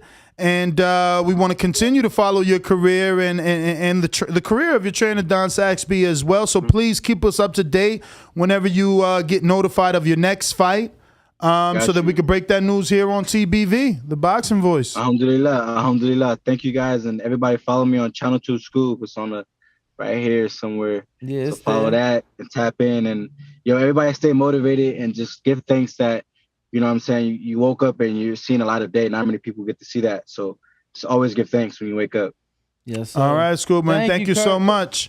There you have it, ladies and gentlemen. Up and coming prospect Kurt Scooby. Next up at about 8 p.m., we were able to slide in big super heavyweight Christian Thun in the building. 8 a.m. Pacific. What did I say? 8 p.m. Okay. We don't want the people waiting 12 hours. No, we don't. A lot of stuff going on. That's not what we want. So, but there was a $10 cash app.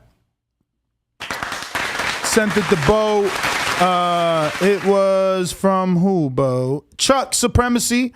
He says, experience the ring with Ringwalk Danny. So he really wants his to get picked because he went 10, not 199. I like that. And he get a spin. And he gets 2 entries into the raffle. We got a couple super chats. Brandon Lynn says, ringside with Ringwalk Danny. And then in parentheses, he says, send my clips. I'll send you clips when you stop timing people out, Brandon. Oh. And then we got Chingon Sas with the $5 super chat. Abe says, Bo, be sure to take the red cup to my homegirl Nika. We got it. I got it in the corner. Look, he brought it. Ken don't know how to switch cameras, man. He just sits there. All right. Oh. Toss me the cup.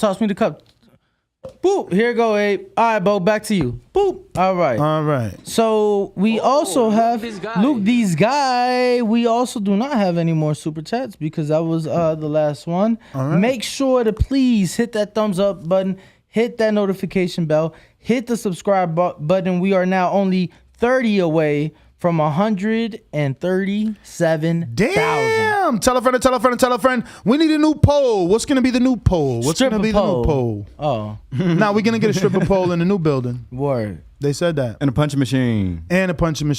So Christian Thun is on the way. He is on the way. I asked Keyshawn Davis if he would hit the punching machine if we had it. He said, of course, but if he don't hit at least a 900, we gotta keep recording.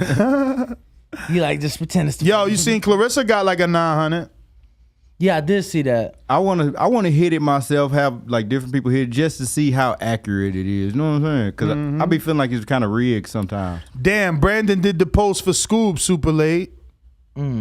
Call you super late face. Was there any pictures there? None. No questions for nobody. No questions for nobody. Who do we All right, have we in the got blog callers. talk? We got callers. That's Oscar. Let's go to Oscar. There you go. Shout out to Key and knowing who Oscar is. You learning like me. What up, Oscar? What's up, Vince? What's up, Danny? What's up, Bo? Yeah, go ahead and feed me my crow for Valdez. I wasn't here yesterday, so I couldn't get that. Say it again? Yeah, but no crow for Taylor. I picked Taylor. You know what I mean? I don't think it was a robbery. I thought she controlled the beginning and the end. That's my opinion. But it looked like your boy Shakur was kind of lacing Valdez, and I think that's what Valdez was getting mad about, man. I don't know if you've seen that. He kept touching him with the jab, throwing it out there, but it looked like he was lacing his face. So, all that. But what's the topic today? Earl and Crawford's Twitter beef plus fight week. Canelo Bevo. Oh, you already know how I got Canelo. Well, that Twitter beef, that's good because for a long time it was one-sided, right? It was only Crawford saying stuff, and Errol didn't really say nothing. So it's good. So that makes you really think that it's possible that it really is going to happen. I mean, what do you think? Yeah, I don't know about possible, but it's possible. We'll see. Nah, but that's all I got. Shout out to all my sanitation workers out there cleaning up the road. Shout out to you, bro. Thank you. Keep killing it. All right. Who next? Who that? And we got the new poll up. What's the poll? What's the poll, bro? It is who is currently winning the Twitter beef between Errol Spence and Bud Crawford. Right now, it's just been listed, so there are no votes, but I'm sure we'll get a lot in a few moments. Well, they start rolling in, and right now we got Bud in the lead at 67%. You give it a couple minutes, we're going to have hella votes. We already at 16 votes. It's going fast. Yeah, it's going fast. Danny, are you going to pick a winner or what? For at the end of the Terrence Bud Crawford? For your name. For your name. Experience. Your name. Your ring walk. Yeah, so let's remind everybody. So we are doing $2 super chats. If anybody has ideas with a name for, our segment that we're doing at the fights, 2 episodes out from the Shakur Stevenson fight. Me talking to fans, interacting with fans, fighters, trainers, things of such. So interview with Raiders owner Mark Davis is on there. What's my man's LeBron's name? That was with Adele or is with Adele? Your man LeBron. I don't know, bro. Yeah, he's with Maverick Carter, right? Yeah, Maverick. Yeah, or Rich. What's the other Rich guy? What's his name, bro? They got Rich Paul. What's the guy that's with Adele? The guy that's with Adele, bro. The guy that's with Adele. That's LeBron's man's and them. I just interviewed him. What? Maverick who? Maverick Carter. So Yeah, that's what I was saying. Huh? That's what I was saying. Who? So definitely, you a dickhead, bro. Why you talking about these sports I don't know nothing about? You need to get a fighter. I don't know nothing about. But I'm talking sports. about them because they're attending, one of the biggest fights of the year. So, Ringwald got out there, made those connections. You don't know who these people are. You don't know. Yo, you seen your man Malik? Yes, Malik. I know. He's your new man's now. Oh yeah, Malik, my guy. So Malik, what he we got doing, you looking good. Yo, Malik, what we doing is we doing I guess like a giveaway, a raffle. So what we doing is whoever come up with the best name for our little segment that we did at the fights. Yeah, you got him soup. His head swole now. He got all these comments and shit. No, it was cool. It happened on accident though. I keep telling them like we wasn't trying to do that. This shit just one person came up, then like 10 people came up. 10 people came up. Nesta is claiming I was at the fights kissing babies. I was not kissing babies. Yeah, man. But it was, You was getting shit politically correct for us, man. You was out there, shaking hands, kissing babies, taking pics, man. Oh, so I got it mixed up. So obviously besides them being different people. The one who dates Adele, and Maverick Carter is the one who does the show with Braun. So we were both kind of right. So who I was interviewing? You was interviewing Maverick. I thought it was Maverick, so he ain't the one with Adele. No, that's oh damn, my bad. I don't want to start no rumors now. TMZ gonna be on my ass. Nah. The chat saying both names though.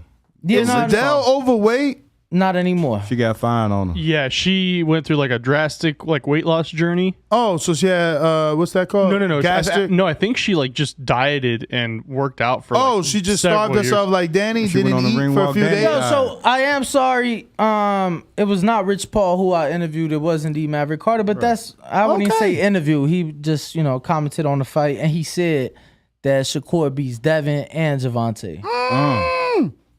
Oh, I seen that. That dude, he didn't even turn his back. Fuck that dude. No, he did turn around, and then he turned back around. Exactly. Busy man. He was whack. He didn't even stop. He a important person. Yo, don't you got Floyd Diaz's number, man? Give it to Bo. I don't have it.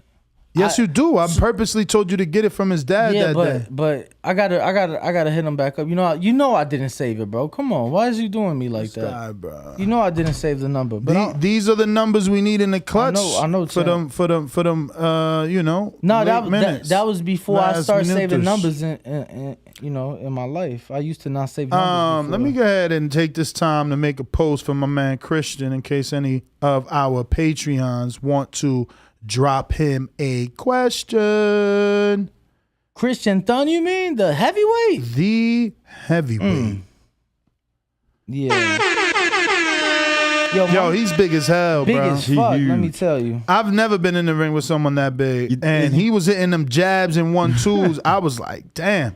It was too much power on them. Smoke coming out the pad. Look at this fucking video. Let me get a screen share. Hold on. Let me get a screen share. Too much power on them. Right here. Boom. He's bigger than Tyson. Look, Tyson is getting on his tippy toes.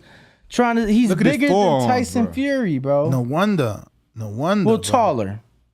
And then you ever tell them about when we went to, I don't know if it was City after, no, it was one gym we went to and they said, don't even mention. They said Castillo broke the heavy bag. Oh yeah, that was Split T Gym. Split T Gym. Yeah, they had a heavy bag that had burst, and they mentioned that was from Castillo Clayton's work. Mr. Clayton, he did it. Mr. Clayton. Yo, so did you call Christian Thun's fights or his fight in Buckhead? Ness? I don't remember. I don't remember seeing him there. What day was that? Was it August or July? November. Nah. Okay. Yeah, cause he fought in Buckhead in November. I was just curious. I know. What about you never caught nothing in Daytona Beach? No, that was Myrtle Beach. That's Florida. That was Myrtle Beach. I was in. That's right. Murder. We got Alec L with the $5 super chat says, Did you see Canelo shaking hands like De Niro and Goodfellas when he arrived at Valdez versus Stevenson fight? We seen when he arrived. We seen him come in with the silk pajama suit on. We just knew you had the same. That's why he lost. Yeah, that's why he lost against Shakur for wearing silk pajamas. You slept on him. Ooh, know what I'm saying? Nah, that was Canelo with the silk pajamas. And that's my point. And what you think? What did Shakur say? I beat Canelo and Oscar and Eddie Reynoso. So I guess he beat Bud then when he beat Jamel. Listen, you could be mad all you want. I'm not mad. I'm asking you. He beat Canelo, and Canelo. So did he beat Bud? Did he beat Bud when he beat Jamel? It's Canelo fault because Canelo the one came in there sleeping on him with silk pajamas. Man, I'm about to sleep you saying this nonsense. Talking about it's Canelo's fault, man. What's wrong with you? Yo, who's posting while we live right now? Who's posting while we live? As you posting, Bo? What's that? The Kurt Scoob, the repost from his coach. Somebody text me like, yo, whoever's posting while you live doing a good job. That's me then. Oh.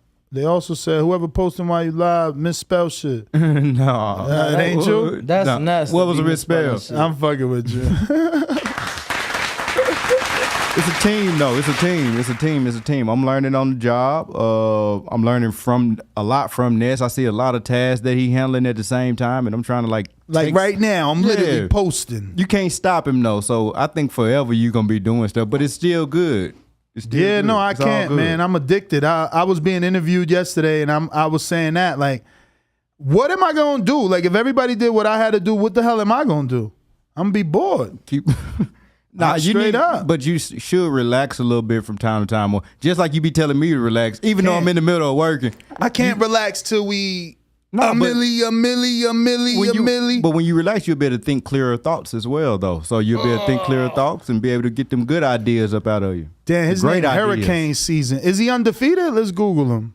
We got $2 super chat from LV Slugger. He says, Rich Paul, the one with Adele, not Maverick. 100 emoji. So he's from Germany, and he's 8-0, 6 KOs. He just fought in March 25th. Just fought March, and then he fought Jason Bergam. That's a common opponent. Wilder? Wilder and maybe Mike Polite. Jason Cassius Chaney. I seen him. What? Oh, Cassius Chaney fought Bergam too? Frank Sanchez. Mm-hmm. There you go. So what did Christian Dunn do Parker to him or with him? He did what he had to do. Man, I seen him laying a smack like a George Foreman like beat down, just overwhelming somebody with size and power. He's usually in Florida, so like we gotta ask. I think he was brought out here to spar with Tony Yoka. To be honest with you, I thought he was in L.A. because I seen a picture he posted from like from California somewhere. I know he lives in Florida or has spent time in Florida because when I was out there. Miami, right? Yeah, when I was out there, I used to bump into him. Listen, if you're not a Patreon of TBV, you're doing yourself a disservice. Right now, we have questions for Christian Thun, the super heavyweight. We have questions for the grandson of Muhammad Ali, Nico Ali. We have questions for Ak and Barack, who will be joining us this weekend. We have questions for Yo Elvis Gomez, who is rescheduled. And we have questions for Brian Mendoza, Dillian La Amenaza Caputillo. Should we end the ring walk, thing? We haven't really been getting any more. Mm-hmm. So should we end it and you come up with? What you like best, Danny? You know what I'm saying? Because it's you and your specific segment. So what you like best? Well, I would have to. Well, I'm gonna say this. There wasn't one that I was like I could take it and use it without changing it, all right? But there was some that I liked more than others. And I can tell you better when Nesta lets me see the super chat page. Or can I pull that up? Yeah. Oh, okay. Go into the TBV and then go to. Okay. Boom. Now where I'm going, champ? Keep going. Let me see when you get in. If you're watching this on YouTube, don't forget to hit that thumbs up button. We should be joined with our, go right there to monetization. Now go to super. And now you always got the list. And at the end of the show, I've been in talks with Carlos Adames. Why it don't show? What it says there? Hit the refresh. Why it don't show it up there? When it's over, I got to get our team translator, Ring Walk Danny, to actually respond to Carlos because I'm not that good with the Spanish. He killing it. Every gym, every interview. No, the bilingual. Danny Alvarez. That's so strange. It says no super chats for you over there. Nah, Check your messages. But yeah, no, bro. Look, obviously we gotta help each other. So you don't speak the Spanish. So Bo will call me like, "Hey, I got you on the other phone. I'm about an audio message. Just speak clearly into your microphone so they could hear you through." So we be sending audio messages that way. And then I had to find the Mexican hood the other day. Bro, Bo calls me. I'm asleep. Talking about, yo, where's the Mexican hood? The guerrilla hustle. And I'm like, Bo, I really didn't know what to tell you. So I'm like, well, I used to mess with this girl that lived over on this intersection. There was a lot of Mexicans over there. Go check over there. And I wasn't too far off, right? Mexican hood was in that neighborhood. Within, I say, once I got to the intersection you mentioned to me, it was probably like 2 to 5 minutes, and I had found like a swap meet and went in there, and it was everything I was looking for and more. Yeah, I was saying. And so I got the lady's contact and everything because she got good stuff. Christian Thun is calling me now, so let me step out. All right. It might be so outside. Danny, you should be able to look at it now. Everything should be good to go. Oh, there we go. Bow, bow, bow. All right, so give me a sec. We will get that. Looks like we might have. No, you guys just did that super chat. Then that was LV Slugger super chat, right? What's today? The 3rd? Today is the 3rd of May. We are already in May. So, I'm going to be honest with you, Ness. What's up? There was some good super chats. There was some good suggestions. Which one you going with? What's it going to be? I'm looking at it.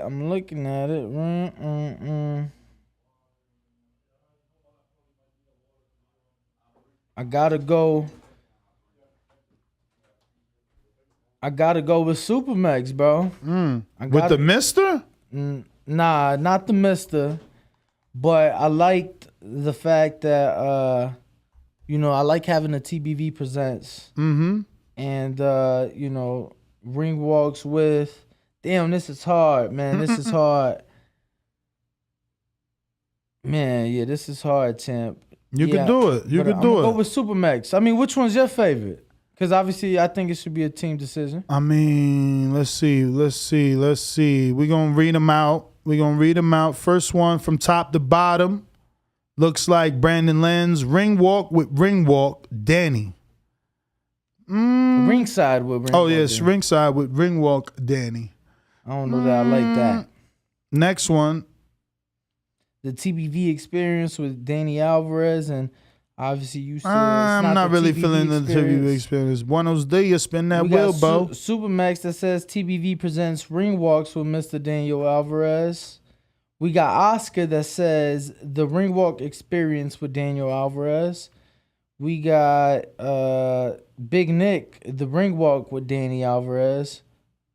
Omar, ring walk, the walk with Danny Alvarez.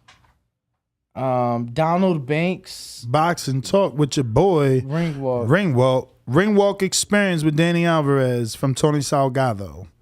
Stepping up with ring walk Danny Chiccarelli. The ring walk experience. I think I like that. The ring walk experience with Danny Alvarez. No, who said a ring walk with Danny? Who said that? That's the best one. I don't think they have. No. It was a cash app, bro. Somebody cashed apped you, and they said a ring walk with Danny. They cashed apped you like $5, I think, or some shit. Speaking of cash app, Hawk says TBV at the fight with ring walk Danny. Chuck said experience the ring with ring walk Danny. Who said TBV at the fight with ring walk Danny? Hawk in Maryland. Ooh, that's a good one. What you think about that one? TBV at the fight. I mean, I get it. If I was selfish, I would want TBV at the fight, but it's Danny. It's you. So it should be like, I think I like the ring walk experience with Danny Alvarez, but we are ready for our second guest of the day. We will decide on this after. After we finish talking to super heavyweight Christian Thun, who made Tyson Fury looked like a little boy next to him, man. Sheesh. Said, you're little. Oh, shit. Bro, he Big is man, huge. big Look man. at- Oh my goodness. I thought he was gonna hit his head there. Oh my goodness. Hit my head here. What's up, guys? Wow, you're so tall.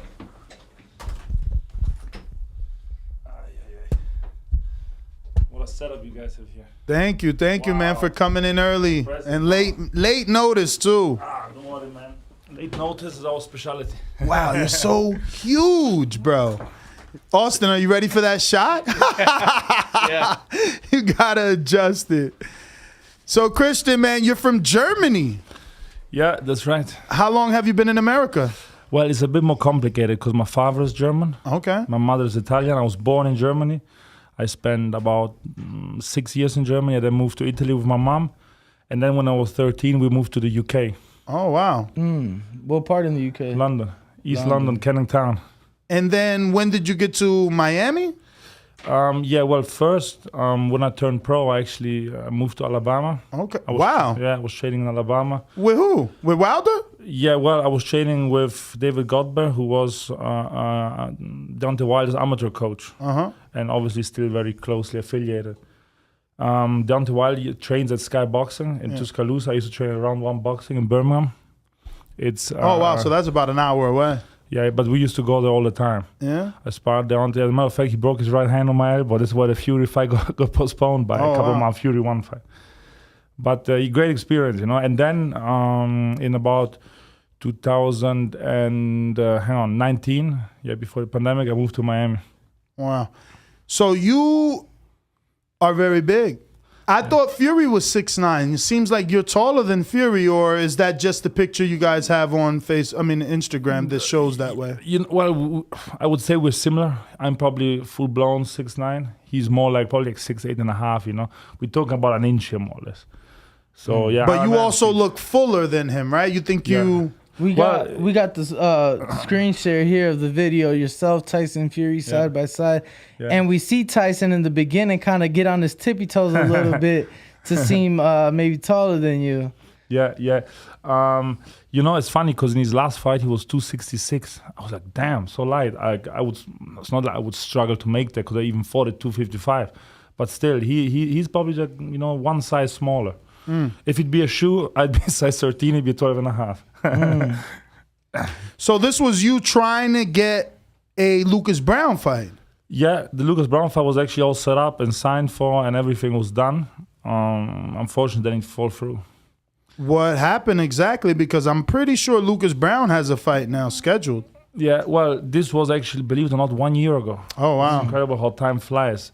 This was back in the day I was working with a manager that essentially wanted to become a promoter. And, you know, the promotional business is a little bit more complicated than what it looks like. So wait, you're saying that the fight was signed? The fight was signed, But a year ago, you were like 4-0. No, a year ago, I was probably 5-0 this time. Okay.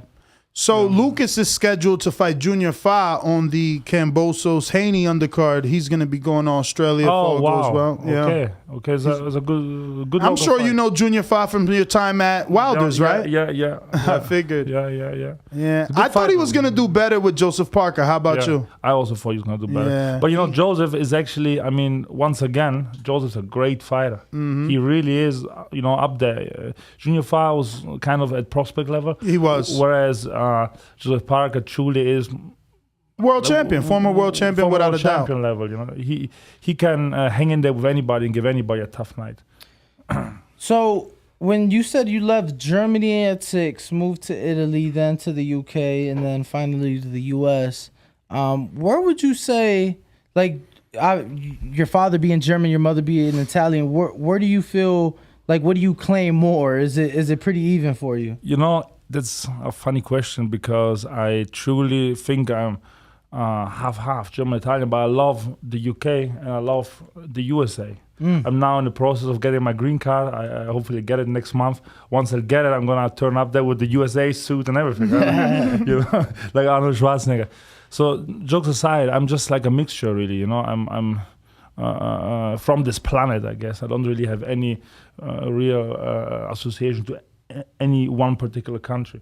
All 4 of them, even the USA for me. Is a doner, is that considered a German food? Sorry? Doner. Well, yeah, doner is actually Turkish food. But there are so many Turkish people in Germany. They moved to Germany in the 1950s after the war to build up Germany again. And, it's technically Turkish food, but it's like daily German stuff. They have, out in Cali, they have a really good doner joint in Venice Beach. I forgot the name of it. I think like Doner Bros or something like that. Okay. That's like real good. Like, have you found any here in Vegas? No. Actually, well, I haven't found a doner. I found a Lebanese spot somewhere. It's called Parsley and something. We used to go there all the time last year when we were here. And this year we said, okay, let's go and like really like munch something. Let's go and eat something. And then we found it again. We went there. It's pretty good. They give you the rolls like this big. I mean, like seriously. But they're very good. Even my coach, that's a little bit smaller. Suddenly, I just saw me devour the entire thing because they really are good. Yeah, I actually spent about 16 hours in Germany. Oh wow, Frankfurt. K-Town. K-Town? Yeah, next to Ramstein. Okay. Yeah. US Army. Yeah, I was Air Force. I was Air Force, wow. so I got to go and have a doner and have a couple drinks out there. Yeah. You know what? You know what's interesting? My mother, or rather my city in Italy, is called Vicenza. Maybe you know it. Vicenza, the 167th whatever airborne station. Oh yes. And my mother used to even work at the US Army base. So growing up, for me, I was like one of the first kind of Italian kids celebrating Halloween, 4th of July, nice. etc. For me, I was really Americanized at a very young age because my mom worked at the base, so we had access to the base. I was always invited to, the 4th of July events. I mean, I was 11, 12. For me, it was just like go there and just play with kids and do a whole bunch of nonsense. But since a very young age, I always loved this American flair and lifestyle and everything. It was pretty cool. So you said you applied for your green card. Hopefully next month you'll receive it. On the 11th, I have to quickly fly back to Miami. I have some picture thing to do. Like I think it's called the biometrics or something. And probably in about a month time, I should finally have it. So that being said, would you want to settle down in Miami now? Yeah. So Miami's the location for you. I actually have to say that Vegas for boxing, I always thought Miami is not just as good, but similarly good. Because actually there is quite a bit of boxing in Miami too, but it doesn't compare to Vegas. Once again, we came here. And I mean, look at the opportunities. I'm here with you guys now. You meet all kind of people. I was, like a few days ago, I was at Whole Foods. I met Nate Diaz there. A few days ago, I was at Whole Foods again. Whole Foods seems to be the spot for fighters. I met Kubrat Pulev and his brother Teravel and his manager, whom I knew so many years. So you just meet so many people. Larry Holmes was in the gym. Larry Holmes was in the gym. So it's really just like any day of the weekend, you can just walk into people and make great connections or just see fights. And Vegas is the place. So I would really say, ideally, my ideal world, I like to live and reside in Miami, Florida, just because Miami is in my heart forever. But Vegas, I would say, is probably the place that we're gonna spend most of our camps. Maybe 8 weeks before the fight, we come here, do our camp here, train here. It's great sparring out here. I mean, everyone is here. Everybody. No. So you're here specifically to spar with Trevor. Oh, Trevor Bryan, not Tony Yoka. No. Did you get some? Because Yoka was in the same gym at Bones Adams not too long ago. Yeah. No, I actually have never even met Yoka. Never even seen him. Oh, wow. But I've sparred with Trevor, on Saturday. We had a couple rounds. It was like our first kind of, we sparred in Miami a lot. Funny enough, we are neighbors, more or less, and we moved all the way to Vegas to spar. That's what I was gonna ask. Like, have you? Because he was based out of Florida as well. Yeah. He's still there. Like his gym is half an hour drive from where I live. Do you think he's a sleeper? You know what? I think it's not fair that they have him as an underdog against Daniel Dubois. I think it's a 50-50 fight. Wow. Yeah. Trevor Bryan is actually a good boxer. They don't give him much credit for that. He actually is a good boxer. I'd like him to really be in tip-top shape for this fight, because when he is in tip-top shape, he can be a problem. Daniel Dubois is going to come in tip-top shape. He's always going to be in some sort of shape. However, Daniel Dubois, in my eyes, he's arguably now growing out from being a kid into being a man now, and we've seen him before, a little bit, I don't want to say quitting, but with against Joe Joyce, he showed some weaknesses, both mentally and also in his boxing. And I hope that Trevor Bryan is a friend of mine, whom I know now since a couple of years, would capitalize on that. By the way, I've sparred Daniel Dubois too many times. I used to box in England. I was the Peacock boxing gym. I hear that you are one of the few men that sparred Fury and AJ. Sparred Fury, AJ, Klitschko, Wilder, Ortiz, but everybody. Wow. So that video with you and Fury. Oh, well, you just said Fury, yeah. So who have you gotten the most sparring with out of the big heavyweights? I would have to say AJ probably, because I sparred him first in 2013 probably. Did you ever think he was going to lose any of those 2 fights? No. I mean, I would like to see him win all the time. As a matter of fact, I saw him win the Olympics in London. I used to live right next to the Excel Center where the Olympics were held, where the boxing was held. And I went to see. Well, I actually didn't see him win because I arrived late, so they had curtains and they didn't want to have me step into the actual place. But I was there and I heard him win, and I was just behind the curtains and I could kind of peek and see. And this was the day I said to myself, "Man, I one day want to fight this guy." He was growing up in London. He was, also in London. He was truly an inspiration. He was a motivation for me, and I was always a little bit. Rooting for him at the end of the day. But rooting for him because I wanted to be the one to beat him. I want to be the one to eventually fight him one day. Now, obviously, we have to see what's going to happen with Usyk and many other things. But how do you think he does in this Usyk rematch? I think he'll beat him. He's getting a lot of time. Do you think this is helping him all this time? Because no fight has been announced yet. Yeah. Well, apparently they'll be fighting in July in KSA, Kingdom of Saudi Arabia. So we'll have to see what's going to happen, but I think he's going to win.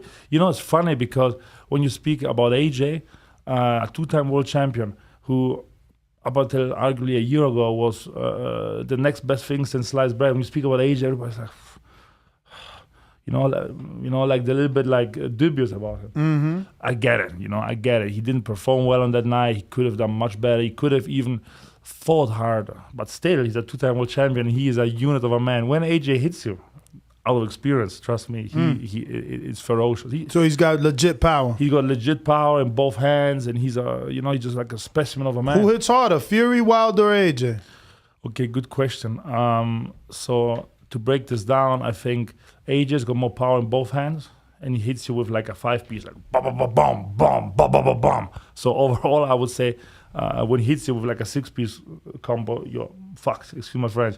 Wilder's right hand is just something else. I mean, when I went to spar him, I said to myself, don't worry about his right hand. You took Klitschko's right hand. You took AJ's right hand. You took all these big right hands. No problem, whatever. He cracked me with a big right hand. First thing that happened, he cut my eye open. I said, fuck me, what's going on here? Holy shit. And then second right hand, with the first one, he cut you? Well, in the first round. Okay. In the first round. Did you go down at all? I know sparring stays in sparring, but I've been there 7 times, 7 different camps. I just missed you for that camp because he does 1 week with, let's say you, then he flies you out, does a whole week of like strength conditioning, brings a whole 7 or 4, 4 more guys out. So I missed you that time, but I've always seen him put people down. Never been put with down. With fucking headgear and everything. It's just like crack. They either got to take a knee or they're like, going to the ropes and like, hold up, give me a minute. Like, never. Nice. Never, He, look, he really can hit, like, legit. When he hit me with a first right hand, this is a whole different thing. Like, seriously, everybody listening here, I can guarantee you with the utmost truthfulness, he is just a crazy hitter with his right hand. The left hook, the jab is very snappy and fast. He's got a very decent jab, but the right hand is phenomenal. He knows how to set it up too. It's not just like a one-hit wonder, because to land that big shot, you need to somewhat, position yourself a certain way. Whereas Tyson Fury, I thought to myself that, he probably a master boxer, but he might not hit that hard. In reality, he can also crack. Of course, he's a 270-odd-pound man, and I remember once he hit the gym, he cracked me with a big right hand, and suddenly I saw 2 of them in front of me. I said, what's going on here? I have Tyson and his twin brother. Oh, man. But no, I mean, joke aside, they are all phenomenal athletes, all 3 of them, and they all can bang in different ways. So not to say that he's lying, but you don't believe Wilder when he says Fury is pillow-fisted? No. Okay. No. We've seen it in his last fight. I mean, Tyson really put him to sleep. Yeah. Of course, he was tired and this and that, and I get it. Fury, he also in his last fight against White, look what happened. One big right uppercut, and Dylan was out. He really can bang too. What did you think of that uppercut? Because obviously Dillian White has been complaining that he was shoved, his head hit the canvas. That's what caused the knockout. No. It was the uppercut, like 100%. You know what's funny? Because I was looking at the fight and I was saying to myself, damn, like throw the uppercut. I said, fucking throw the uppercut because you're going to catch him. But I think what they've done, they were very smart because they were throwing right hand straight, right hands around, right hand straight, right hands around. They were just kind of making sure that his hand will always be up here and not really too much and not really too much kind of trying to block an uppercut. And he was literally walking forward like this. And in this moment when he was walking, he was literally walking like this. He walked forward, and he caught a massive uppercut. It was, if it wasn't planned, it was still genius because he really made sure to come around with his right hands all the time, so his hands would kind of be more up here rather than kind of down here. It was a genius setup, and that's like I mean, when the shot happened, we all were like, wow, we all jumped up. Just there's nothing like seeing a big man getting knocked out. This to me is true art. Like this is like seeing, like it's even better than seeing a beautiful woman half dressed. It's just special. So would you say that your career has been throttled slightly because of the pandemic? Because I see in 19 and 20, the number of fights weren't the way that they were obviously in 18. Sure. Okay, my career the pandemic was just more or less something that happened. And I even fought during the pandemic twice, actually. My main problem was that I had two managerial issues. I first signed with a French manager. I met him at the Klitschko camp, funny enough. And, it's a European thing. Managers want to be promoters. In the USA, it's illegal because of the Muhammad Ali Act. In Europe, every manager said, I'm going to get this one big fighter, give him 1 or 2 or 3 or 4 fights, and then I'm going to try and make a show. And then with this show, I'm going to try and do some co-promotion deal with Matchroom or something like this and get, my promotional thing going. So my first manager, he heard of Matchroom wanting to expand to Italy, to Spain, and all the other European countries. So he said, look, I've got this big guy here, heavyweight. Let's try and get that done with him. So he didn't get the partnership with Matchroom Italy or Matchroom Spain, because at the end of the day, Matchroom went with OP, the Italian promoter. Makes sense. They've been in business for 50 years. So he went with them both in Italy and in Spain. And, then pretty much the pandemic hit and just give up boxing.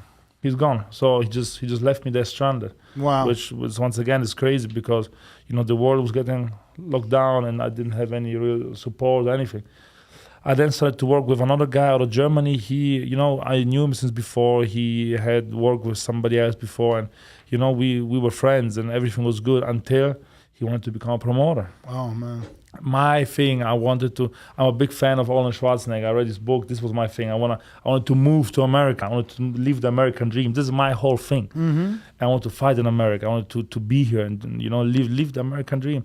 And he wanted to do shows up in Dubai and this and that. And that's why the Lucas Brown fight got canceled because, long story short, Lucas, he wanted to have a certain amount of money and this money couldn't be provided. And then my fight fell through. And this one I said, arrivederci, basically, unfortunately. And, it had to be done because my career the fight's been postponed by 1 month and 1 month again and this and that. And once again, I want to be in America. And you have to, at the end of the day, you have to look after your own career and what you want to do. How were you able to break free from these managers legally? Well, the first manager, I just stopped paying. So, in Europe, often a manager kind of looks after the boxer with a certain salary or whatever you want to call it. He just stopped paying. The pandemic hit, never heard of him again. So you still haven't heard from him? No, I heard from him. He was, my family in hospital, this and that. And I said, all right, then, I hope everybody's good and, prayers for everyone, etc. But days went by and nothing happened. A month went by and then I just, I send them an email from a lawyer where it said that I'm officially resigning from the contract due to the payment issue, and I got an email back, and it was just like my lawyer said, don't even bother about it, and this was it. And with the other manager, we never even signed a contract, believe it or not. We never even signed a contract because we actually we were friends, right? But as they say, to do business with friends sometimes can be delicate, especially if your career is the business. Yeah. If you would, I don't know, open up a restaurant, join whatever, complicated enough. But if your career is involved and this friend of yours is supposed to look after you, and he might even have, well, he definitely tried, but I don't want to be someone's science experiment. You know, I want to work with experienced promoters and managers and trainers and just people who really know their stuff, not who are just kind of getting into and, you know, this is the main thing. No, absolutely. Well, now, what is on the horizon for you? Do you have maybe a potential date, you know, anything like that? So I'm supposed to fight on the 9th of July.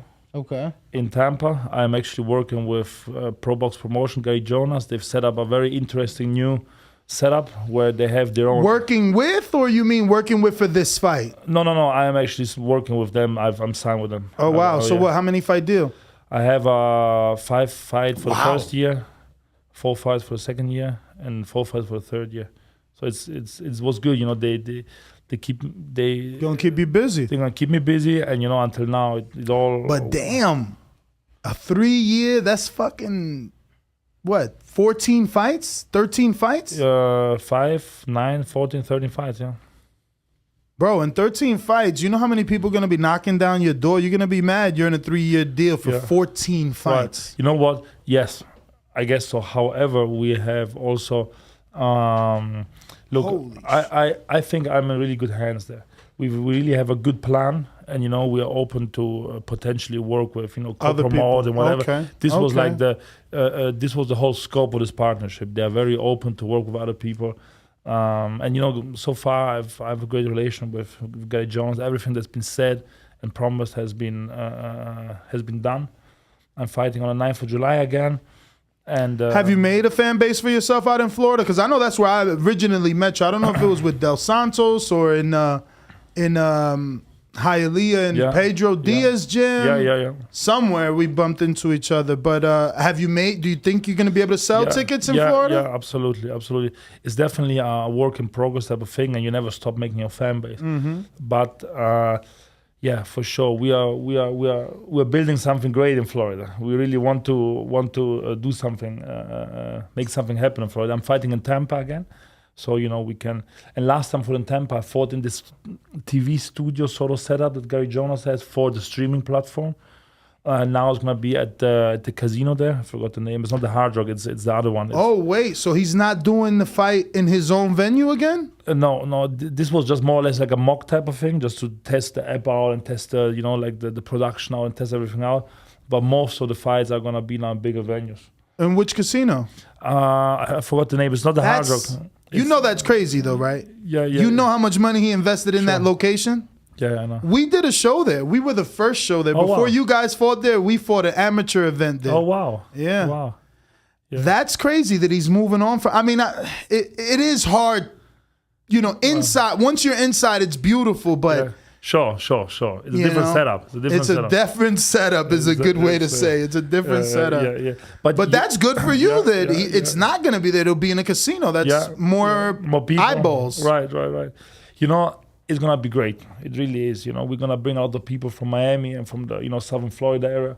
And it's really going to be great. We have a couple of opponents in mind now. Actually, I've had a guy send to me. It's not going to be anything spectacular. It's going to be, you know, a 15-3 type of guy. Good test, you know, but nothing really that needs a crazy build up or something. But this is what I need. Yeah, I'm good. I really am, but I need a little bit more of experience in the ring. I can bang, I can move, I crack. I absolutely love to You could fight. definitely crack. Yeah. You're in here because I've never heard pads that loud. Seriously, man. I've been around some big-ass heavyweights. I mean, Mike Polite, you know, I know he lost, but he was still 268 solid muscle, you know. You can crack. Yeah. You can crack. Or your trainer got some pads that cheat. You know, let me say something very quick about my coach, Michael Hover, because it's really worth to be mentioned. Michael and I started to train together we're training together now since about a year, maybe like 14 months, let's put it this way. I used to train in Miami in a different gym and, you know, everything was good, etc., but I didn't really get the time that I believe I deserved from a coach. And Michael gave up his entire life in order to train me. He really did. You know, he's got a daughter. He's had his job. He's had things. All that has been stopped, or at least somewhat put aside. Let's put it this way. And we are on a mission. We're on a mission to get these belts. We're on a mission to really make great things in boxing. And this is what you need. If I may give a word of advice to young fighters out there, or even old fighters out there that are watching, find yourself a coach that's going to be on a mission with you to do what you want to do. It's funny because Abraham Martinez said that he linked with Bones because he felt Bones is hungry and wants to be a world-renowned trainer. So that's why he linked with him. Yeah, you really need this. And once you feel this kind of vibe from a coach, give it a shot. Go ahead, because it's your career. And, okay, I'm 30 now, just turned 30. I'm not 38 or whatever, but still time goes by. I really can't believe, like 5 years ago, I was here and there saying, fuck me, is it 5 years ago already? I can't believe it. So now's the time, and we are working together. And since this 1 year, I've really learned a lot. Before I was good, I could move, I could box, I could throw a 10-piece combo. This was my thing. But now I've learned so many more things. I really believe, and you'd really have to convince me that I'm not a banger. I really, when I get hit, it might be a little bit of a problem for me. When I get hit, you want to hit back. My whole demeanor changes. I'm friendly and nice. When I'm in the ring, I really want to taste blood. I really want. That's what the people want to see, though. Yeah. And in my last fight, you can see that I came out and said, all right, let's box, let's practice the little jab a bit, let's do this, let's do that, let's try and look cute for a minute.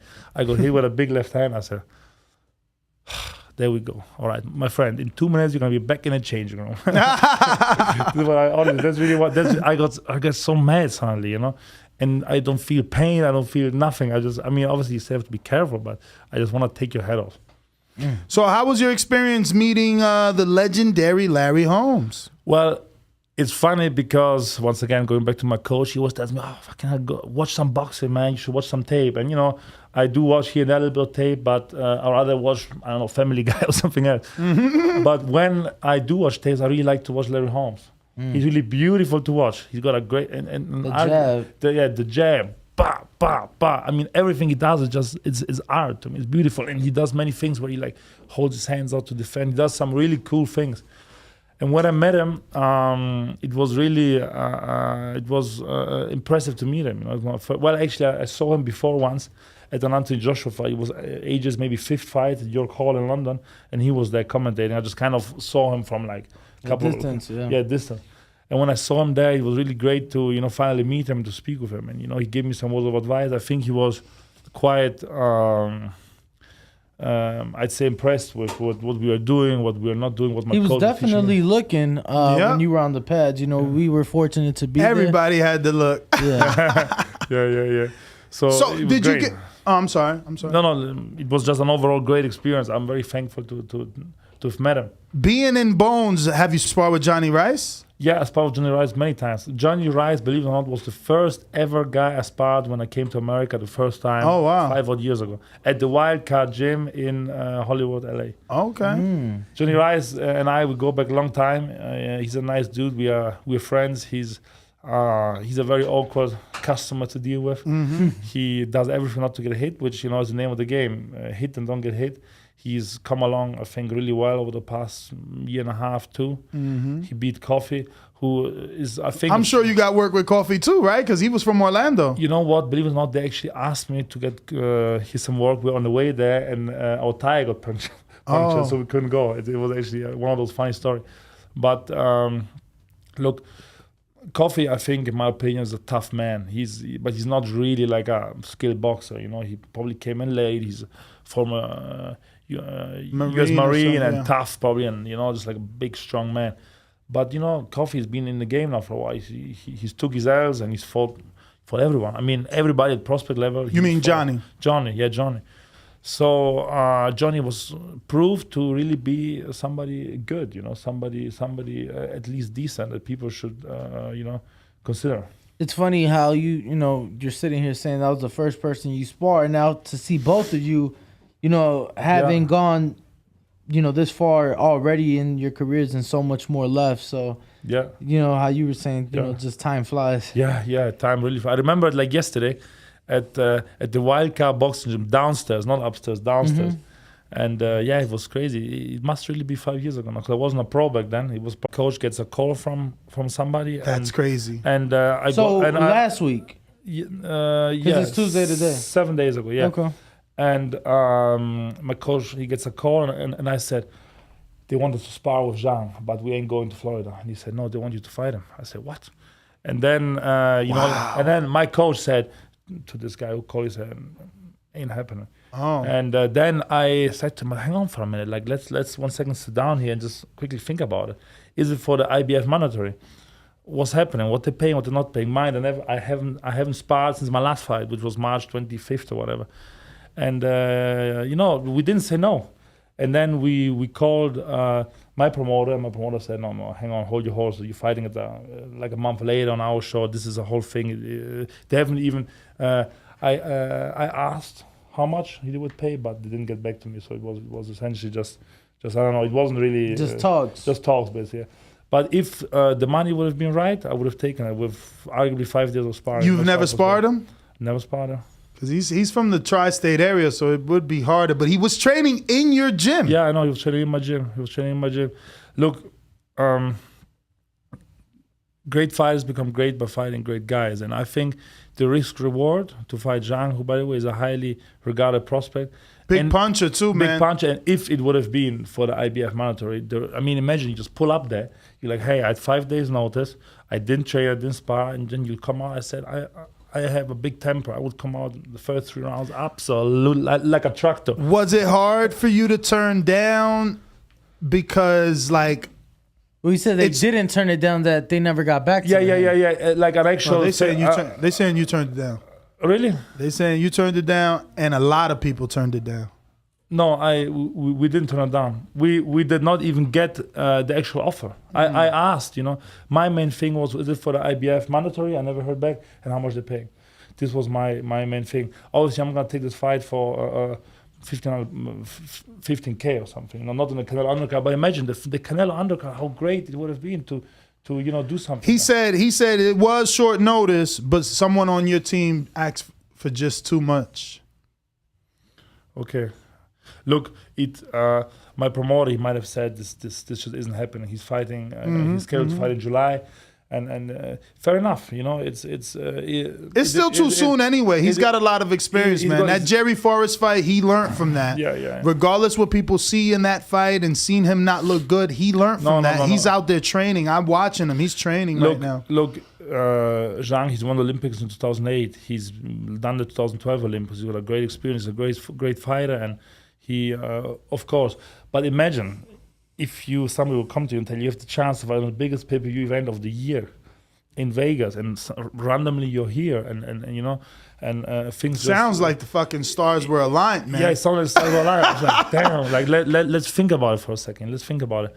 And then we spoke with my promoter this afternoon. He said to me, no.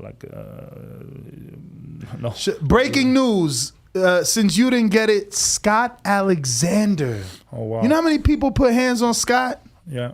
Wow. I remember him from. He's been it's like 10 years that he's around, isn't he? Who? Scott Alexander. Yeah. He fought Filip Hrgovic as well, didn't he? I'm looking him up now, but he fought a lot of people. Yeah. Carlos Negron, Travis Kaufman, LaRon Mitchell. So, let me see. Who is his biggest win, though? Well, Rodney. No, he even lost to Rodney Hernandez. Get the fuck out of here. Rodney Hernandez. Who was that again? He's like a journeyman. He from LA. Yeah, I know him. Yeah. He's awesome. Yeah, I know him. I remember he knocked out the big Nigerian gentleman on the road on the PBC in the first round. Yeah. This was like his big win. Yeah, his big win. Yeah, man. So we got a couple of questions here from the people. The first one is from Alejandro Vega, who's actually from Florida. He says, I read that you speak German, English, Spanish, Italian fluently with basic knowledge of Russian language. If you were to learn yet another language, what would it be and why? Alejandro, ¿qué pasa, hermano? Shit. Habla español muy bien. Un poco. ¿Lo aprendió en Italia? No, España. Sí. Italian is very similar to Spanish. Es muy similar. Yo entiendo todo, man. Hablo poquito. Sí. Ma entiendo todo. And I was asking because Paulie Malignaggi, being Italian, he said that because of how similar it is, that's how he learned Spanish. He's like, it's so similar, and being in boxing gyms, you're naturally going to have Spanish-speaking people. That's exactly how it happened. Like, literally, especially in Miami now, you know, you really can learn. And Russian, I actually grew up with a lot of Russian people. And that's also, you know, I think I learn languages quite fast. So I just, when somebody's speaking Russian, I know what they're talking about, type of thing. I might not be able to answer back, but I know many basic words like supermarket, horse, or whatever, so I can somewhat put, you know, the arrows together. So what other language would I learn? I would probably learn French. I was just going to ask. I thought French. Je parlais un petit peu de français. Because, you know, French is easy because it's also a Latin language.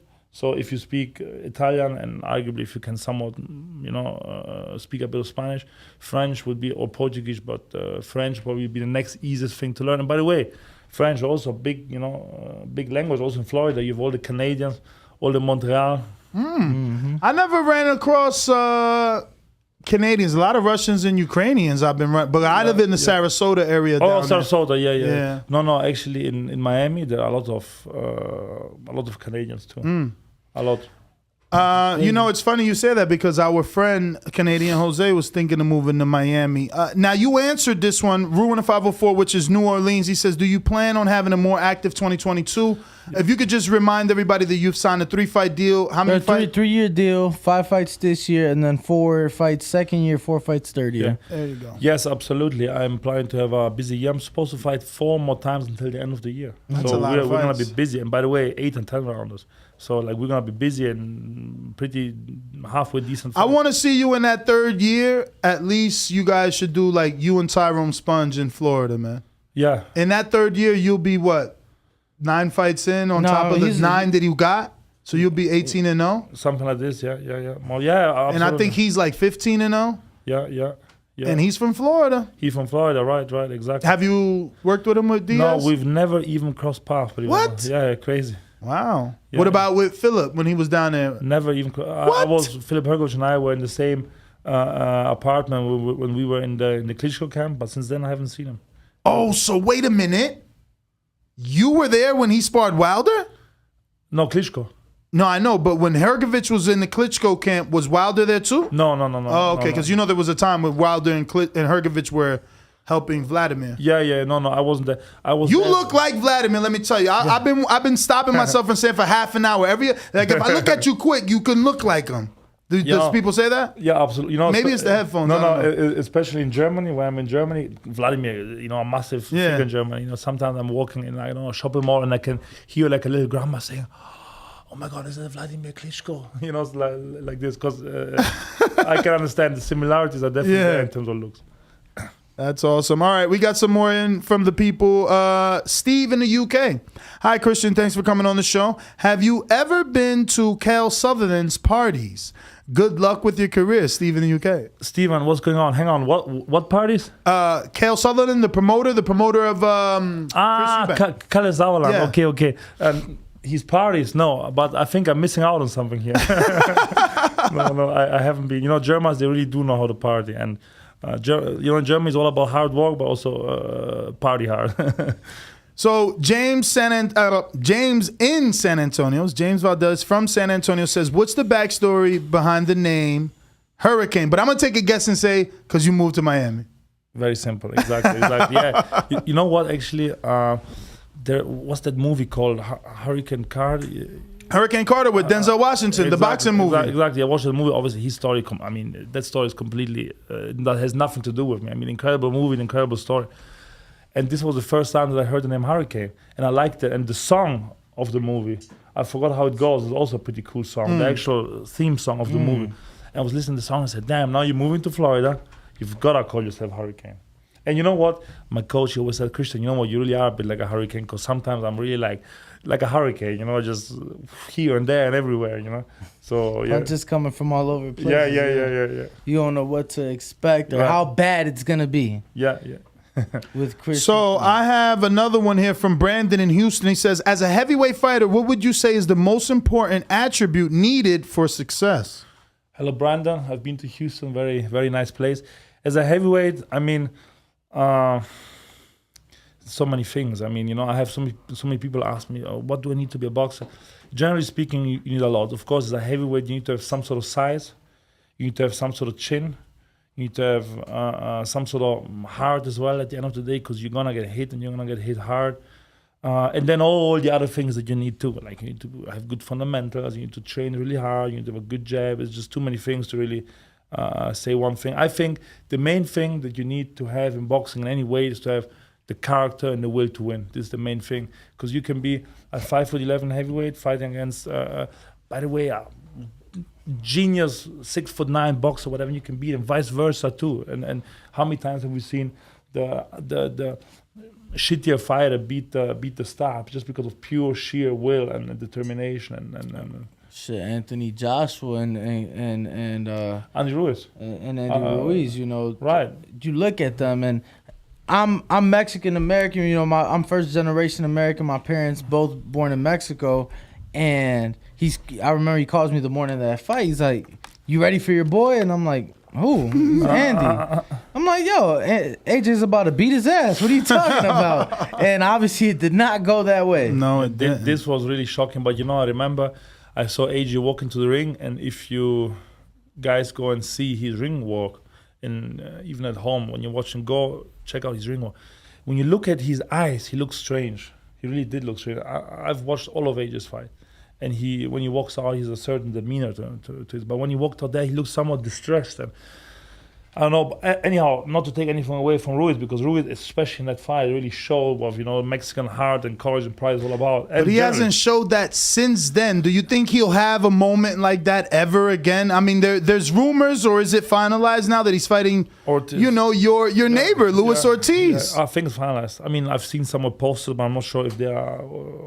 What do you think about that fight? Good fight. Good fight, really. Like this, it's also a bit of it's like Ruiz. Ortiz. He's aged, obviously. I think he's 42 years old now. So I mean, that's what they say. You never know with Cubans. Exactly. So he's between 42 and 55. so he's old. Have you sparred with him? I've sparred him. Yeah, I sparred him for the Wilder fight. Okay. He's a very smart boxer. There's like Photoshop. They're saying your English is impeccable, because this is a live show. They've been chatting that they're amazed that you speak so many languages, your resemblance to Klitschko, your English. So you've definitely gained a bunch of fans. Let everybody know where they can follow you. We usually do that at the end, but since you got the crowd captivated, might as well get them now. Hello, crowd. What's going on? Thank you so much for tuning in. My name is Christian Than, and you can follow me on ChristianThan_official on Instagram. All right, let me see. I think we still have some more coming in. Let me double check. You're done, Danny? Refreshing here. And make sure that any super chats in case before we wrap up. Yeah, that is it. Yeah, we have so, how long are you staying in Vegas, or have you relocated permanently because of the opportunities? We are going to stay here until the 4th of June. Okay. This when the camp of Trevor ends. We are going to come back. Nice. We're going to come back, that's for sure. In the ideal world, I like to do 6 weeks before every fight here in Vegas. Oh, wow.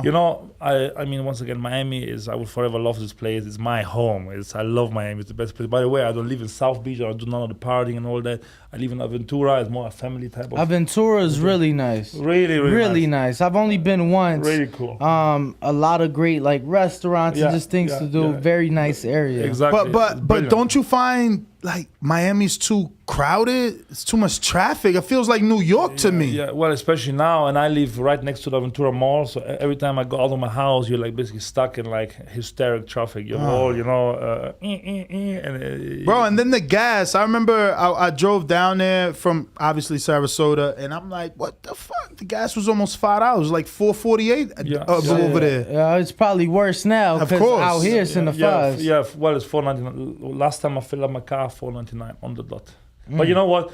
I don't care, because coming from Europe, gas is literally double. Oh wow! In Germany, it's 1 gallon is 3.5 liters, give or take, And Germany, Italy, UK, it's like around $2.50 per liter. So that's how it is in my country, the Dominican Republic. Yeah, it's like $8 a gallon, give or take, maybe even more. And no, I think it is more. It must be more. It's maybe like $9.5, $10 a gallon. So whatever.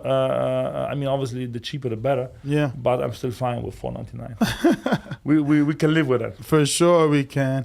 How are you liking Las Vegas though? I didn't know it was this dusty. You know, I used to come obviously for the fights throughout my 10 years doing this, but it's fucking dusty out here. Yeah. You know, when we came here last year, we were here. We actually rented a place here. I agreed to stay. Just off the strip here, and we stayed here from April, May, June, July, and we left here like the 25th of July or something. And last year we found it really hot. I mean, July here was just like crazy hot. It was like. What would you do? Just not go out? No, I mean, honestly, I would go out because I don't really care. But you know, I was here with my coach, and he just cannot stand the heat. And I mean, I don't blame him. But you know what was crazy? We were here, I think, when this massive heat wave came, and we have a Mercedes, and we jumped back into the car, and we opened up the center console here, and it was so hot in the car that the plastic of the center console started to melt. So we lifted this thing up, and like a melted bit of plastic was like coming off, was melting. We said, "Oh man, this that's insane. This is like literally like we're like in Mars or something, you know." But jokes aside, Vegas is pretty cool, especially now we live off the strip. We used to live right behind the strip here. And look, it was also good, but now we're actually renting a house, so we have more, some space, and you know, it's. You get one with a pool? No, we don't actually. Yeah, exactly. Fire that guy. Who rented the house? What's wrong with him? You know, that's actually funny because everybody we meet, he will say, "Do you have a pool?" Saying no. Snap! I hope you had one because we wanted to come hang out. But that's what he's telling me. I gotta buy furniture. He's like, "You ain't invite me over yet." I'm like, "Bruh, I'm just working." I only have a jacuzzi in my backyard. He has a full pool. So you know, when it's 100 outside, you don't want to be in water that's 105. You know? I hear it's supposed to get to like 100 this week or next week, right? I'm sure. Typically Mays we see, we'll see 110s and things like that. That's crazy. But back to the gas prices, you're saying you don't care, and I don't blame you because both in Germany and in the UK right now, as of a week ago, gas prices per gallon. So with the conversion and everything, you're looking at about a little over $8 a gallon for a gallon of gasoline. Obviously they do liters out there, that's converting everything, but that's both in Germany and in the UK. I mean, $8 a gallon, not even in Beverly Hills. You pay that for Shell Power, my favorite gas. So I know it's so bad that for military out there, if you fill up on the military base, you're paying U.S. prices. So people would always a lot of people wouldn't live on the base. They would live, just in the town, wherever. But they would make sure on their way into work or on their way home, because if not, you're stuck paying almost double, anywhere How else. are the lines, though, for the military? The ones I've seen, pretty long. And then another thing, too, because of the liquor prices in Germany, they have liquor rations for military. So you are only allowed to buy a certain amount of alcohol on base because it's significantly cheaper than everywhere else. So for me, since I was transient, I could only buy beer or shooter, so I don't drink beer. I did in Germany. And what's a shooter? You go to the liquor store by the little nips. Yeah, it's like one shot of whatever. So that's all. But yeah, Germany and the UK is really crazy. Let me tell you. Prices are really high in Europe. I remember getting a tax. Every taxi I got in Germany, every single one has been a Mercedes-Benz. Every single one. And I remember the first time I got in one, the driver, he's like, "Oh, this is the Autobahn." I was like, "How fast can you go?" He's like, "How fast do you want?" I was like, get it as fast as you can feel comfortable going. I'll pay you double. And he did. He did. Wow. Took a shot with me after he dropped me off too. Man, the Autobahn, look after yourself. It's a racing track. I mean, look, actually, let's put it this way. In Germany, driving is actually very safe. Like, if you would For example, if you use your phone in Germany and even like pedestrians see you, they scream at you from the road. It's Germany per se is a very organized and very everything must be right type of country, right? But the Autobahn is a lot of fast driving happening there. But you know, it's funny because a couple of weeks ago I was driving back from Tampa to Miami at night, and yes, I admit I was driving a little bit too fast. I was actually driving like really fast.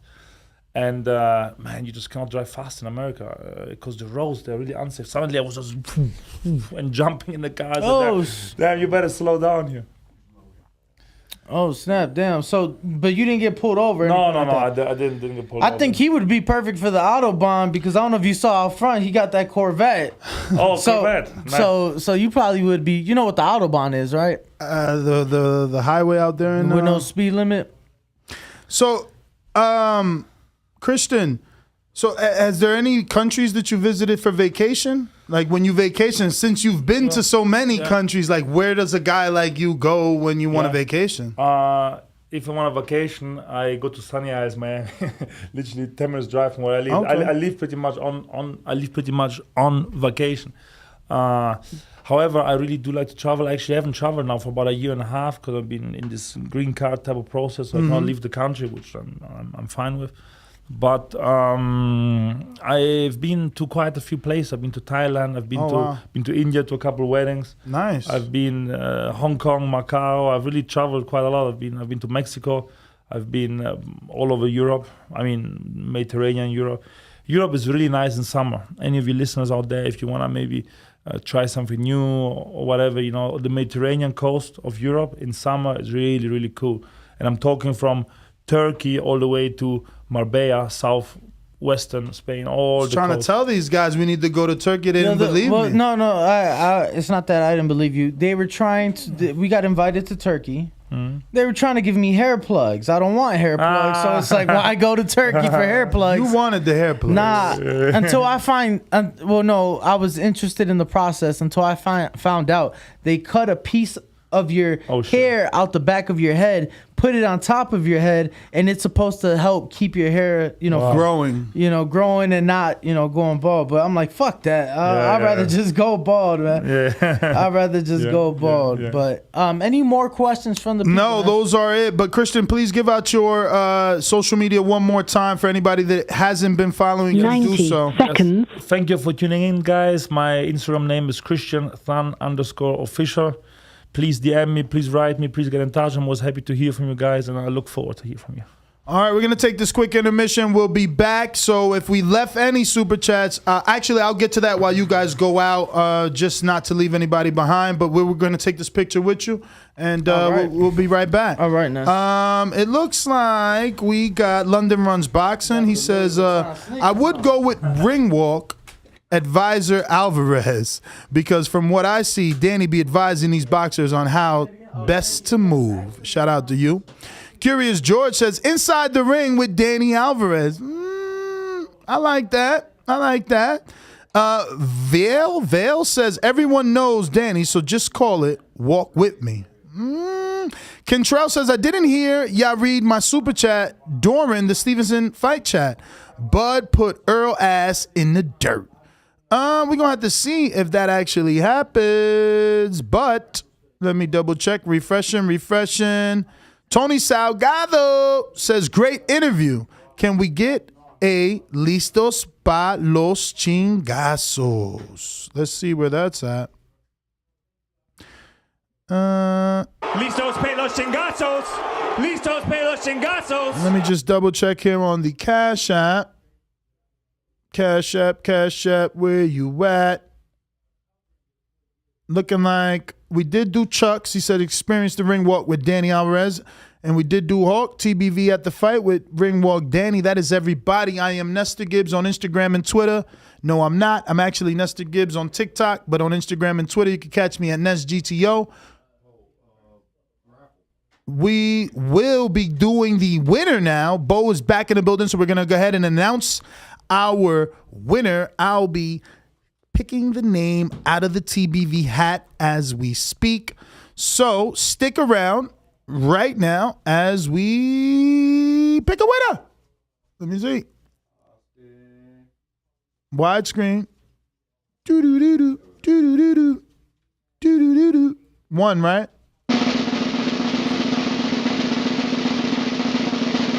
This says, oh my God. They won't believe it. Could you zoom? Zoom in. They're going to hate. They're going to hate. They're going to hate. But this is why we want to do it. You see, he got something this week. Now he's going to get something again. Let me see.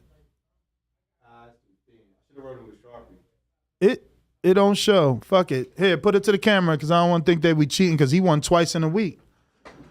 Twice in less than 7 days. Shout out to you, champ. But back it up. Let it focus. No? Nah, I think you got to get closer. It ain't going to work. It ain't going to work. But this is Dual Ingram, man. We don't lie around these parts. We hate lies. Nets GTO, Instagram and Twitter. Catch us on the next one. Bo, where can they find you? Bo Mason _TBV? _TBV. Especially if you win something, make sure you send that to my Instagram, like your address, what size you wear, and everything. And that way I can get that to you promptly. All right. Bo Mason _TBV. Arrivederci. Let's go take this picture.